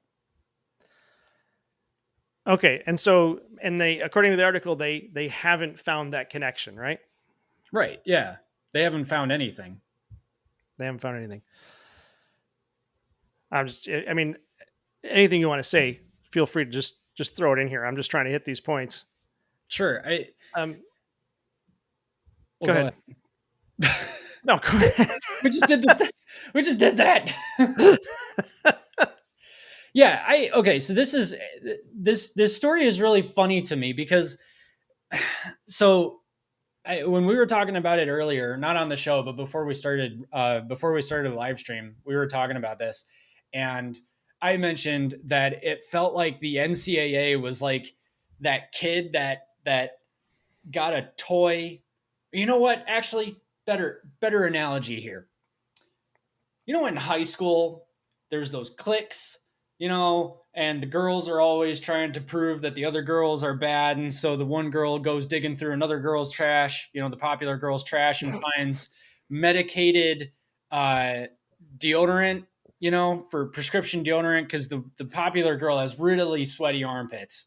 And this is a very specific example. I may or may not have stolen it from Parks and Rec, but let's just pretend like that happened and it was all my brainchild. And this is a thing that occurs sometimes. The NCAA is probably sick and tired of Harbaugh saying like, hey, you guys need to give up a part of your revenue so that the players can get paid. And the NCAA is like, no, we don't want to do that. And so they started digging through Harbaugh's trash, found some prescription deodorant, and said, let's make a really big deal out of this. And then they presented it to everybody and said, oh, but Michigan, you can't talk about it because it's an ongoing investigation, which that's fantastic, isn't it? Let's just go investigate somebody. We'll talk about it. It's 2-1 Florida. Oh, come on. Canada, the one time I pull for you. Anyway, so the NCAA then makes a big deal out of Jim Harbaugh's medicated deodorant, but then tells Michigan, okay, you can't talk about it because it's an ongoing investigation, which is total crap. That's so stupid. They were feeding all of it to ESPN. They were feeding all of it to Pete Thamel. Pete Thamel's a huge Ohio State stan anyway, and saying Michigan can't comment on it. But the NCAA is out here saying, oh yeah, we have so much evidence. Holy crap.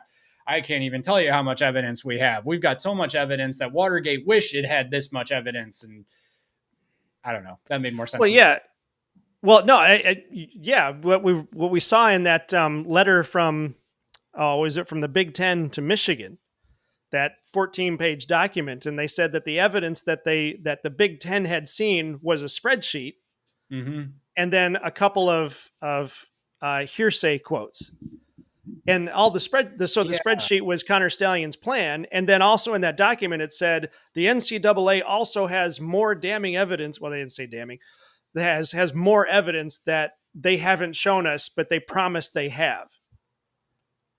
And it was so laughable because it's like there really was, and now that this story is coming out, that it seems like they've done all this investigation and they can't come up with anything. It's like they were trying to get everybody riled up.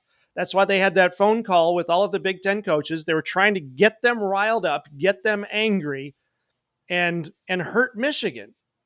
And we still don't understand why, except that we know that there's a couple of people at the NCAA who hate Harbaugh. I mean, they have it in for him. That's true. There are a couple of people in that one specific department. I can't remember which one it is, but it's that one specific department. And they actually have ties to something that's very like anti-Harbaugh or something like that. Yeah. Yeah. So, okay. So then this article comes out. They've done all of this aggressive interviewing.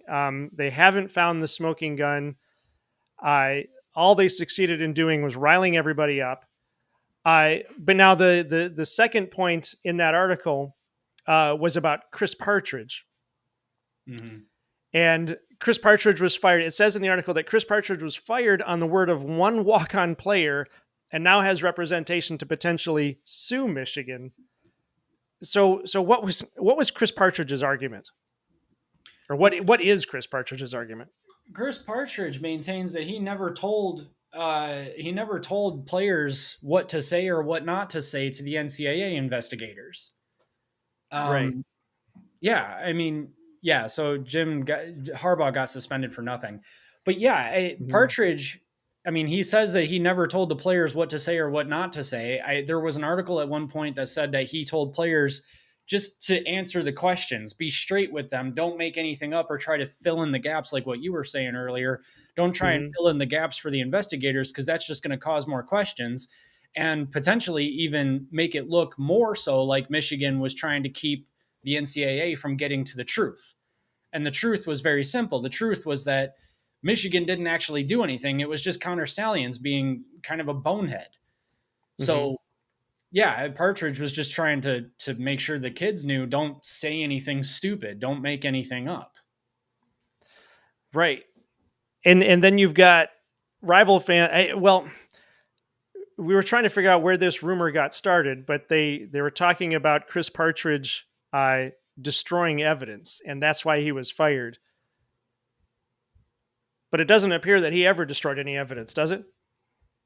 I haven't seen anything. I think that was just a rumor that was put out. I've not seen anything that there's any evidence that he destroyed evidence, I guess. I don't know. Maybe there's no evidence because he destroyed it. I don't know, but I don't think that was an actual allegation brought forward by the NCAA, at least not one that had any teeth to it. Yeah. Yeah. So Keegan says it's wild that your team reported sign stealing. He's talking to Buckeye Sean.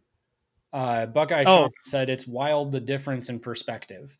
So actually, Buckeye Sean, if you're still there, I'd love to hear your perspective. And I mean that truthfully. Like I would really like to know what your perspective is on this because, you know, as Michigan fans, we've been seeing this in the news since October. And really the narratives of the Hammer, I'm only seeing people from Buckeye Scoop say it. Like Buckeye Scoop and then a few rather intense fans. That's pretty much the only thing I've seen is and then I guess at one point I saw an Oregon fan saying it too. But yeah, and Go Blue brings up Matt Weiss. Matt Weiss, from what I understand, Isaiah Hull has insiders that he's talked to about this. What Matt Weiss did with the computer has nothing to do with Connor Stallions or the sign stealing allegations. That was completely different, and we still have no idea what that was. Yeah. Well, last I heard, they said he was hacking emails of other people at the university. What? Yeah, I don't know if that's the case or not, but the reason the FBI is involved is because computer hacking is a federal crime. Because anytime you cross state lines, a state crime becomes a federal crime. So you cross state lines in computer crime because it's more than likely that your internet signal has hit servers all around the country before it finishes its route. So automatically making every single computer crime a federal offense. So like when you log into your email in Michigan, you're hitting servers. So if you're using, let's say you're using Outlook, you connect to your email, you're likely hitting a server in California as well as a server in Michigan because the signal has to bounce back and forth to get to the source where the data is. Okay, but why is this co-offensive coordinator at Michigan hacking people's computers? Well, and that's still the question. We don't know what the federal investigation, what the FBI investigation is really about, or what it's going to amount to. But at any rate, that's wild. What it looks like right now is that what Matt Weiss did only impacts Matt Weiss. It's not a football program issue. I didn't see this. I didn't see that coming. That's a bizarre turn. Yeah, Connor Stallion says the NCAA is like a corrupt cop, and I don't know, Mac, how much you can talk about it, but you've said that you've heard the same thing. Yeah, yeah, I don't know how much I can say. I've actually heard. I have a coworker who used to work for. I don't know if it was for the NCAA or if it was for somebody who it was. I think it was for a college program that worked closely with the NCAA for some reason, and she ended up pretty close to some NCAA folks and said that the NCAA is actually incredibly corrupt. Man. And I apologize. That's all I can say about it because it was told to me in confidence. Right. Antoine says, I hope Chris Partridge will sue the hell out of Michigan for being so damn scary. Somebody's got to sue the NCAA at some point. Well, Partridge, Partridge should sue Michigan because Michigan. Partridge should sue Michigan. Yeah, because but somebody should sue the NCAA too. Which, yeah, Keegan. Well, yeah, that's true. But yeah, I mean, Keegan here is absolutely right. Partridge was the fall guy. There's no evidence that links Partridge to anything nefarious. So why did he get fired? Because the NCAA presented something to Michigan, and Michigan probably panicked. Yeah.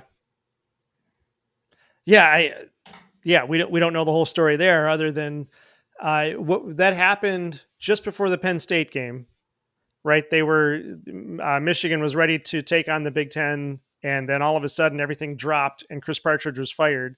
And the assumption was that they found it. They found the smoking gun, and it all came out, and now Harbaugh knows, and so this is it. And then we're going to find out what happens later. But then Chris Partridge is let go. Somebody said he was destroying evidence, and then they said no evidence was destroyed. And then Michigan wins the national championship.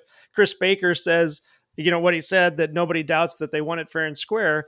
And then we're all like, so what happened before the Penn State game? What was all that about? And does anybody really know, though? I know. Well, and I mean, I think that's indicative of it being nothing, that the NCAA has been trying to just rile everybody up against Michigan.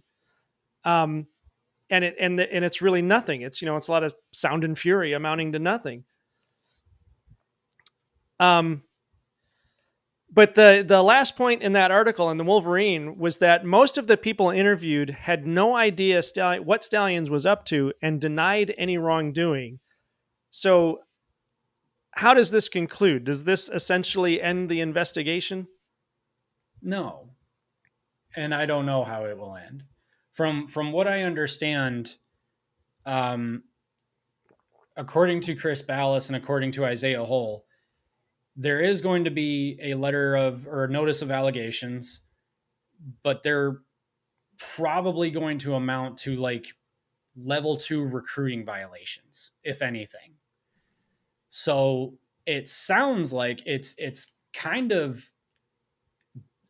weird how fast the NCAA is moving on getting. They're trying to get this notice of allegations out pretty quickly, and I think it's because they realized that they don't have anything, at least not any of the type of stuff that they thought they had, or maybe they knew all along they didn't have anything and they thought they were going to get it, and then it just didn't work out. I don't know. This whole thing is really weird. It's really, really weird. There has been no evidence presented so far that Michigan cheated in any fashion outside of this one low-level guy who went rogue and funded his own sign-stealing network, whatever. Mm-hmm. I don't know how much, if you look at what he actually did with the phones at the games and taking pictures and stuff like that, I don't know how in the world that gives you a competitive advantage. So you've got all of these different things that I don't know how they help in any sort of a way. Plus there's no actual evidence that Harbaugh knew anything about it or any of the other coaches knew anything about it. But the NCAA swears they have it, and Buckeye Scoop swears the NCAA is going to bring the hammer down.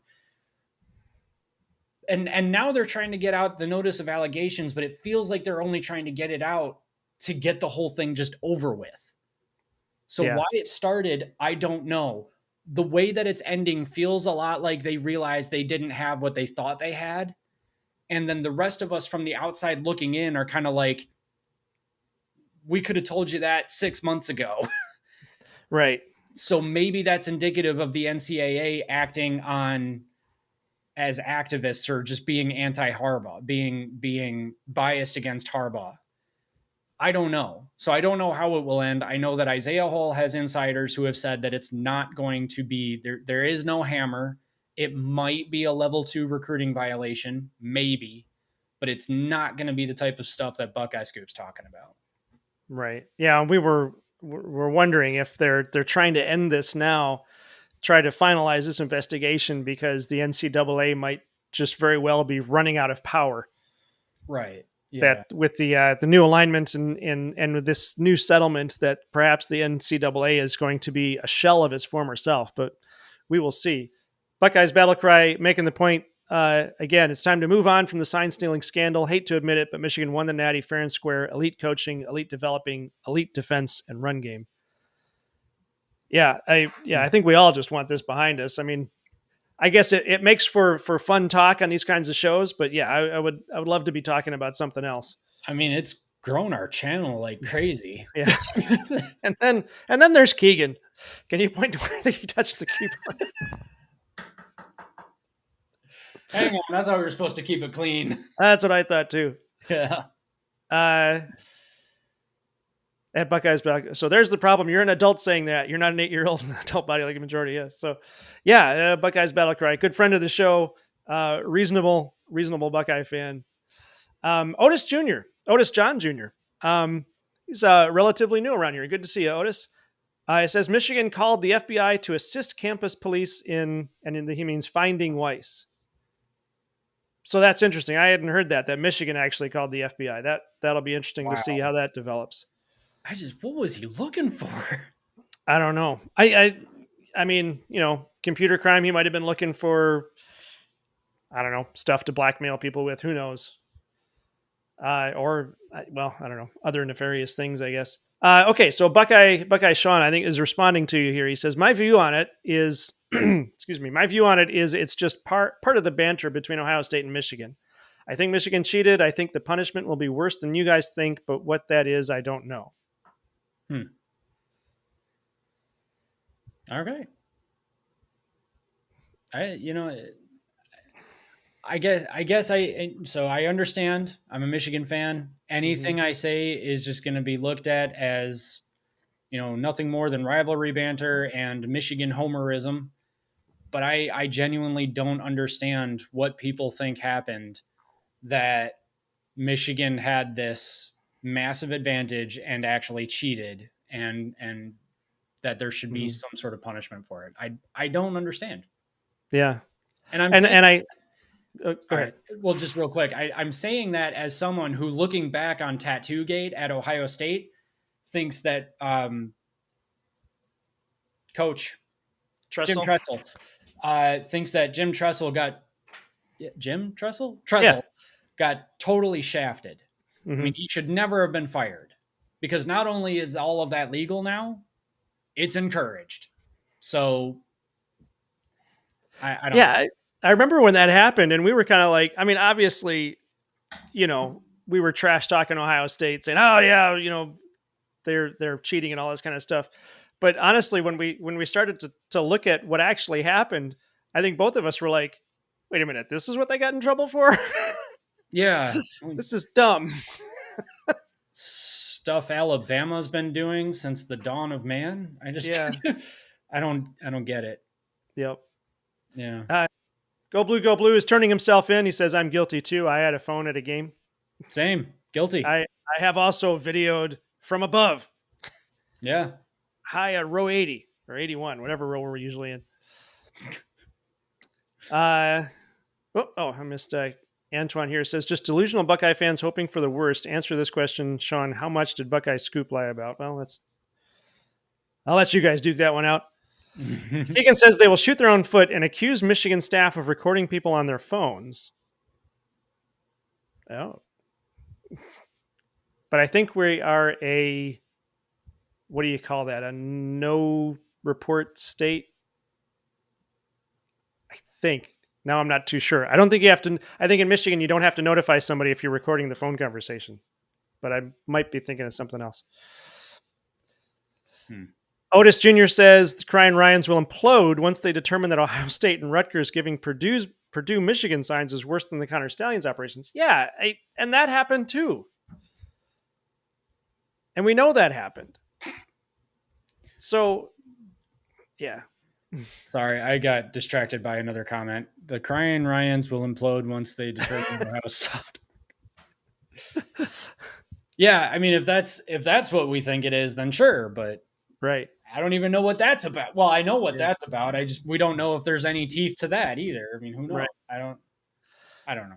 Moose says they wanted Harbaugh out of the CFB. That's what this was all about. That's what it feels like. But why? Why don't they like Harbaugh? He was threatening their bottom line. He was saying that the NCAA should give up money so that it can go to the players. That's all. I mean, yeah. Oh, I get. Yeah, that's what Keegan says too. Mm-hmm. Max77 says this is all speculation until the NOA comes out. Absolutely, I agree totally. And that's where, like you were just saying earlier, Mac, I think we are pretty deep in this as Michigan fans, and if it turns out that this is more than what we think it is, then yeah, we've got a lot of crow to eat. We've got a lot of mea culpa to be doing. Mm-hmm. And frankly, I'm not afraid to admit that because I just don't think that's going to happen. But if it does, Mac and I will be the first to come on the show and say, yeah, we were wrong. Yeah, apparently we cheated. And then we'll move on from there. Yeah. There's now they're caught stealing and they don't know what to do. Don't know what to do. I'm not sure who he's referring to there. Yeah, I'm not sure either. Antoine says most likely when the NCAA conclude their investigation, they're going to find unrelated stuff to pin on Michigan to save face. What is no different than what they would do if they get any program. Yeah, that's what I'm wondering too. If they're just trying to save face and end this by pretending some level 2 or 3 allegation or level 2 or 3 charges is just as bad. So what was the comment you were looking at? Otis John Jr. said Ohio State players were having transactions with drug traffickers. Tressel covered that up. And if that's the case, then that's not good. And then Blue Wolverine said that the issue was playing ineligible players due to Tattoo Gate stuff. And I'll make the argument that from what I understand of Tattoo Gate, the players really shouldn't have been ruled ineligible. But again, that's just from what I understand. I mean, that happened 14 years ago. So I can't obviously really remember it a lot. I was like a freshman or sophomore in high school when it happened. So, oh man, I guess I just dated myself a little bit. Anyway, that's that. Once the smoke clears, all of the growth on the Buckeye beat channels and Scoop will stop and recede. The growth of their channels over the past year is vastly due to the Michigan scandal fodder. And as we said earlier, ours too. Yeah, so that'll be interesting.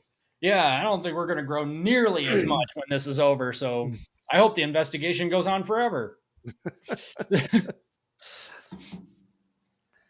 I'm trying to... Oh, wait a minute. Gambling is involved in this scandal. The FBI is there because the crimes cross state lines. Jim, Son, and Boosters are the ringleaders. I looked into that. Somebody else made that allegation too, that was gambling. I looked into that and couldn't find anything on gambling. Yes, the FBI is there because the crime crossed state lines, but that's computer crime. Computer crime crosses state lines every time the internet is involved, just by default. I don't know that there was actually any gambling involved. I haven't been able to find anything on that. Curious. Yeah. What are your sources, Thinker? I'd be interested to know. Yeah. Jason, it's funny you mentioned that my throat cleared up because it is now starting to dry up again. I was going to say, we're about a half hour over. Yeah, we're a little bit long here. Okay, I was trying to find the comment from Otis. Yeah, so Ohio State players having transaction with drug traffickers. Tressel covered that up. I had not heard that. Yeah, I didn't know that either. So, Again, if that's the case, then that's definitely not good. yeah. Okay, and this is actually true that the issue was playing ineligible players due to the tattoo gate stuff. The reason they were ineligible, though, is because they weren't supposed to get the tattoos.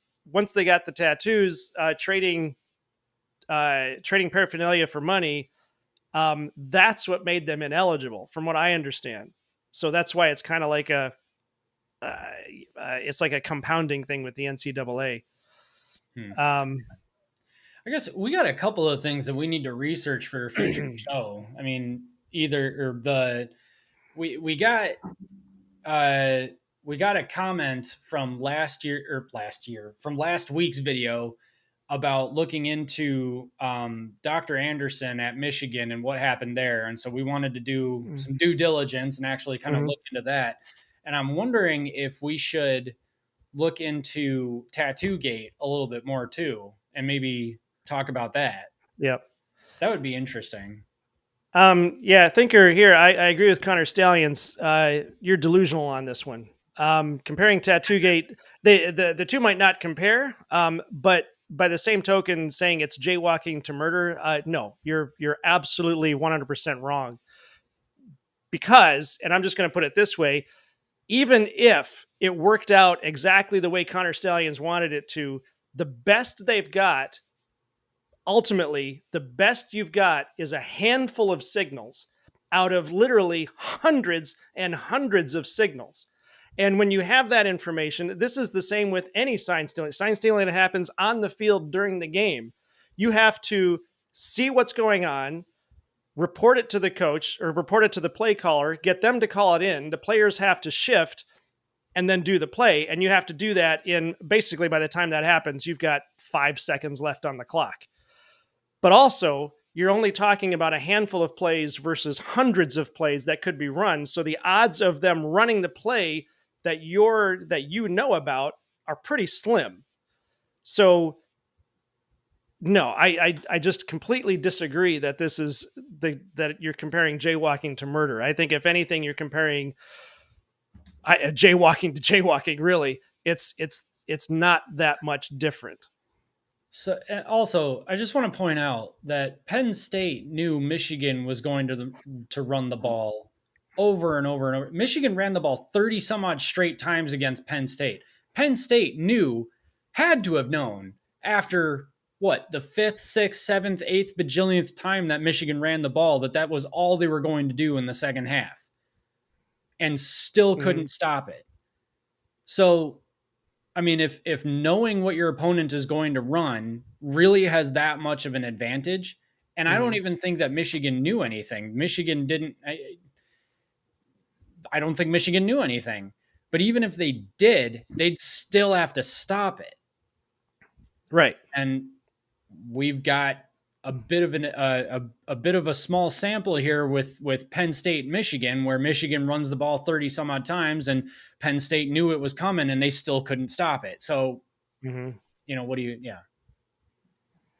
Yeah. So Thinker, I see your other comments here about vacated wins and the Harbaugh couldn't beat Michigan State or couldn't beat Ohio State until he cheated. I'm sorry, you're just wrong.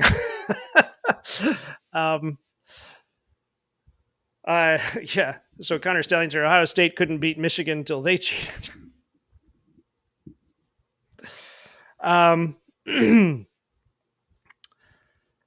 Let's see.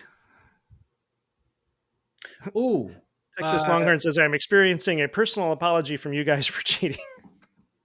Experiencing? If that's what happens.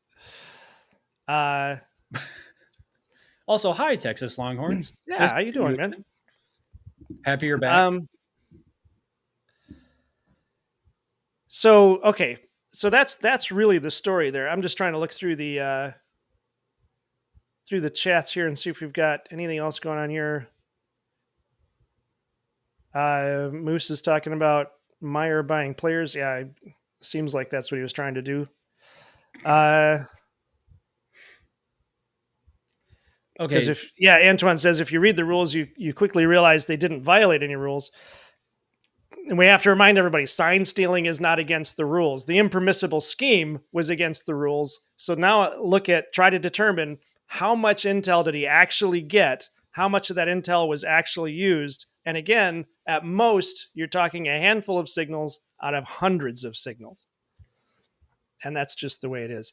Blue Wolverine says it's an amazing time to be a Michigan man and a Michigan fan. I would absolutely agree.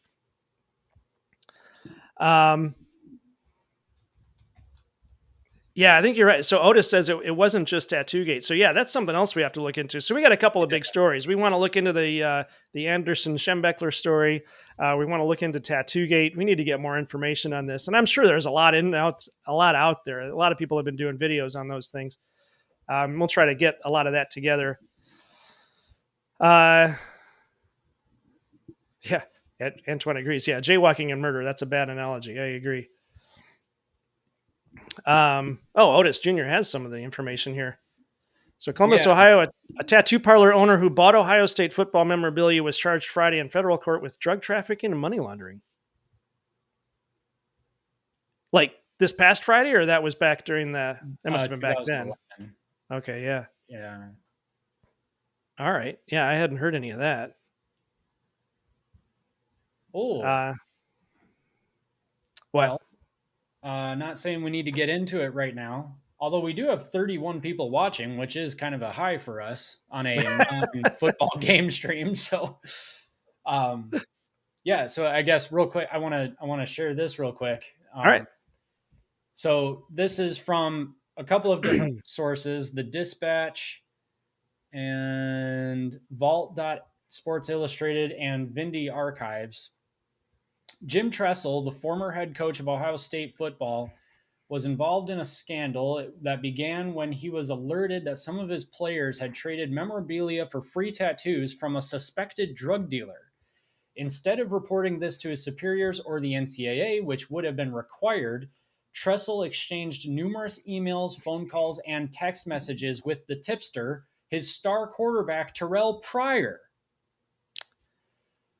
The Department of Justice, while investigating the owner of a Columbus tattoo parlor for drug trafficking, informed Ohio State that 6 current players, including Terrell Pryor, had traded team memorabilia for tattoos or cash at the parlor.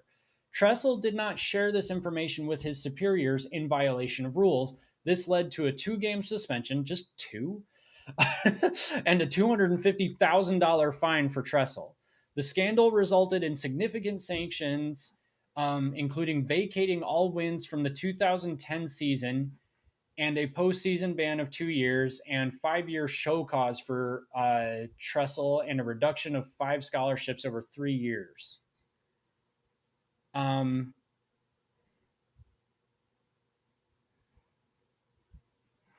mean, so, okay. Did the players know that he was a drug trafficker? There's a situation there.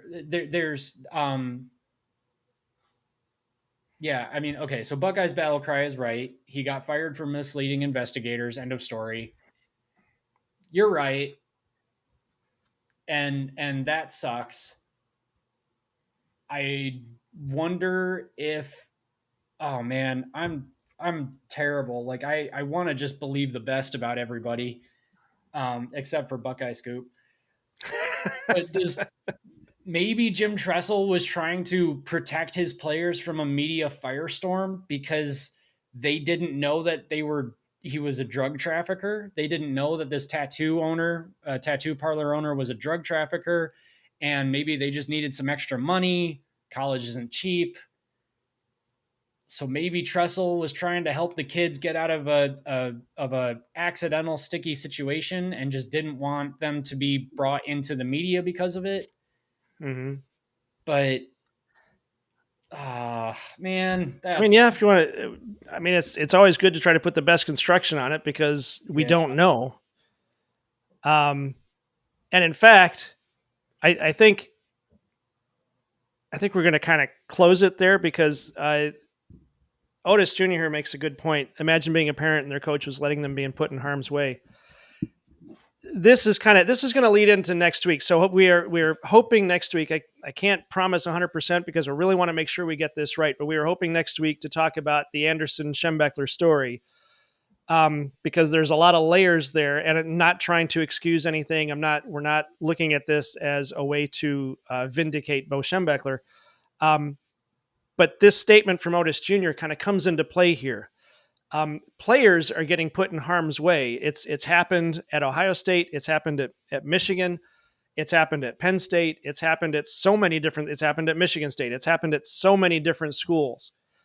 And this is the kind of the dark side of college football, and maybe athletics in particular. Parents trust coaches. Coaches end up being, in a lot of cases, that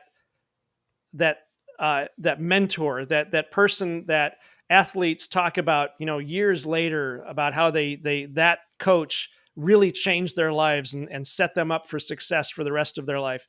So when that trust gets violated, it's just a terrible, terrible thing.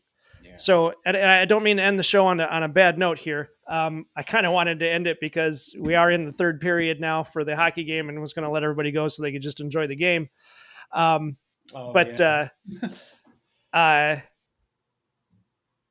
Hopefully next week we can get into that story, and we can, I don't know, we'll get into that story and see what we can learn from that. Last couple of chats there. Buckeye's Battlecry says that Otis Jr. Says those are grown men. Tressel is a stand-up guy. Met him at a speaking engagement. I'm going to add to that too, that when that happened, when Tattoo-Gate happened, I did know I knew some people from Ohio who were familiar with the university and familiar with Tressel, and they talked about all the good he was doing with charities and things like that. So, and I'm going to say that because I've not heard the same thing, like say about Urban Meyer or frankly Woody Hayes. So there's that. So let's end this by saying that, Tressel is a stand-up guy by many reports. Otherwise, thank you everybody out there for watching tonight. I hope we were able to get through some stuff. We got it through the recruiting. We got through talking about this notice of allegations that is probably coming soon. Don't forget to like and subscribe and share the show. And thank you very much for everybody in the chat. I love having you guys here. Love having your comments. Let's see. So we have been working on, this is also another teaser. We've been working on a score picking game for the teamrivalry.com website. You can kind of get a preview of it now on the website, but it's not done yet. But it's going to be going into beta this week. So we are on schedule to have it ready for this season. And what it's going to allow everybody to do is you will be able to sign in on the site, minimal information. We're not looking for your data. Minimal information, just you need a username and an email so that we can contact you in case something goes wrong. But you'll be able to pick the scores of the games, pick the score, pick the over-under, the point spread, and then even the actual score of the game, the winner of the game and the actual score of the game. We're going to have a point system. We're going to have a leaderboard and potentially prizes. It's all free. It's fun. And would love to have you guys input on it once it's up and running, but that is coming. Otherwise, let's see here. Mac, where can they find you on the socials? We never talk about that. We don't, and I wasn't prepared to say so. I'm on Twitter or X or whatever you want to call it, and I can't remember my handle because you don't have it posted. It's at B1G Team Rivalry on X or Twitter. Twix. They call it Twix now. Twix. And I am DAWG Team Rivalry. DAWG stands for Data Analyst with Grit because I am a professional web developer and programmer, and I deal with data, and I have to analyze it, and I get awfully gritty about it. Anyway, if you want more great college football analysis, don't forget to check out the shows on Michigan Football at the Voice of College Football. We also have a show there which will debut tomorrow morning at 10 a.m. called The Point of Minute Show. And again, you can catch us live every Monday night at 8 o'clock. Mac, anything else you want to add? We're at 847. We almost hit 850. So really, really excited for that. We're on our way to 1,000. Help us get there. Just keep sharing, liking the show and all that. Hopefully we'll deliver content that makes that worthwhile to you. But either way, oh my goodness, go blue with a $20 super sticker. Shout out to Go Blue. Thank you very much. We appreciate it, man. Thank you very much. Woo. we need sound effects like Nerdrotic does every time somebody donates. Right. Yeah. Thank you for that. Thank you very much. 31 viewers right now, which is a high for us. So that's pretty cool too. So we're going places. This is great. All right. Yeah, that's going to do it. It is now 2-1 still in the Game 7 there between the Oilers and the Panthers. The Panthers are up by 1 point, and there is 14 minutes and 41 seconds to go in the game. Enjoy Game 7. Mac, take us out. This is the Big Ten Team Rivalry Show. Have a great night, everybody. Go Blue. Go Blue.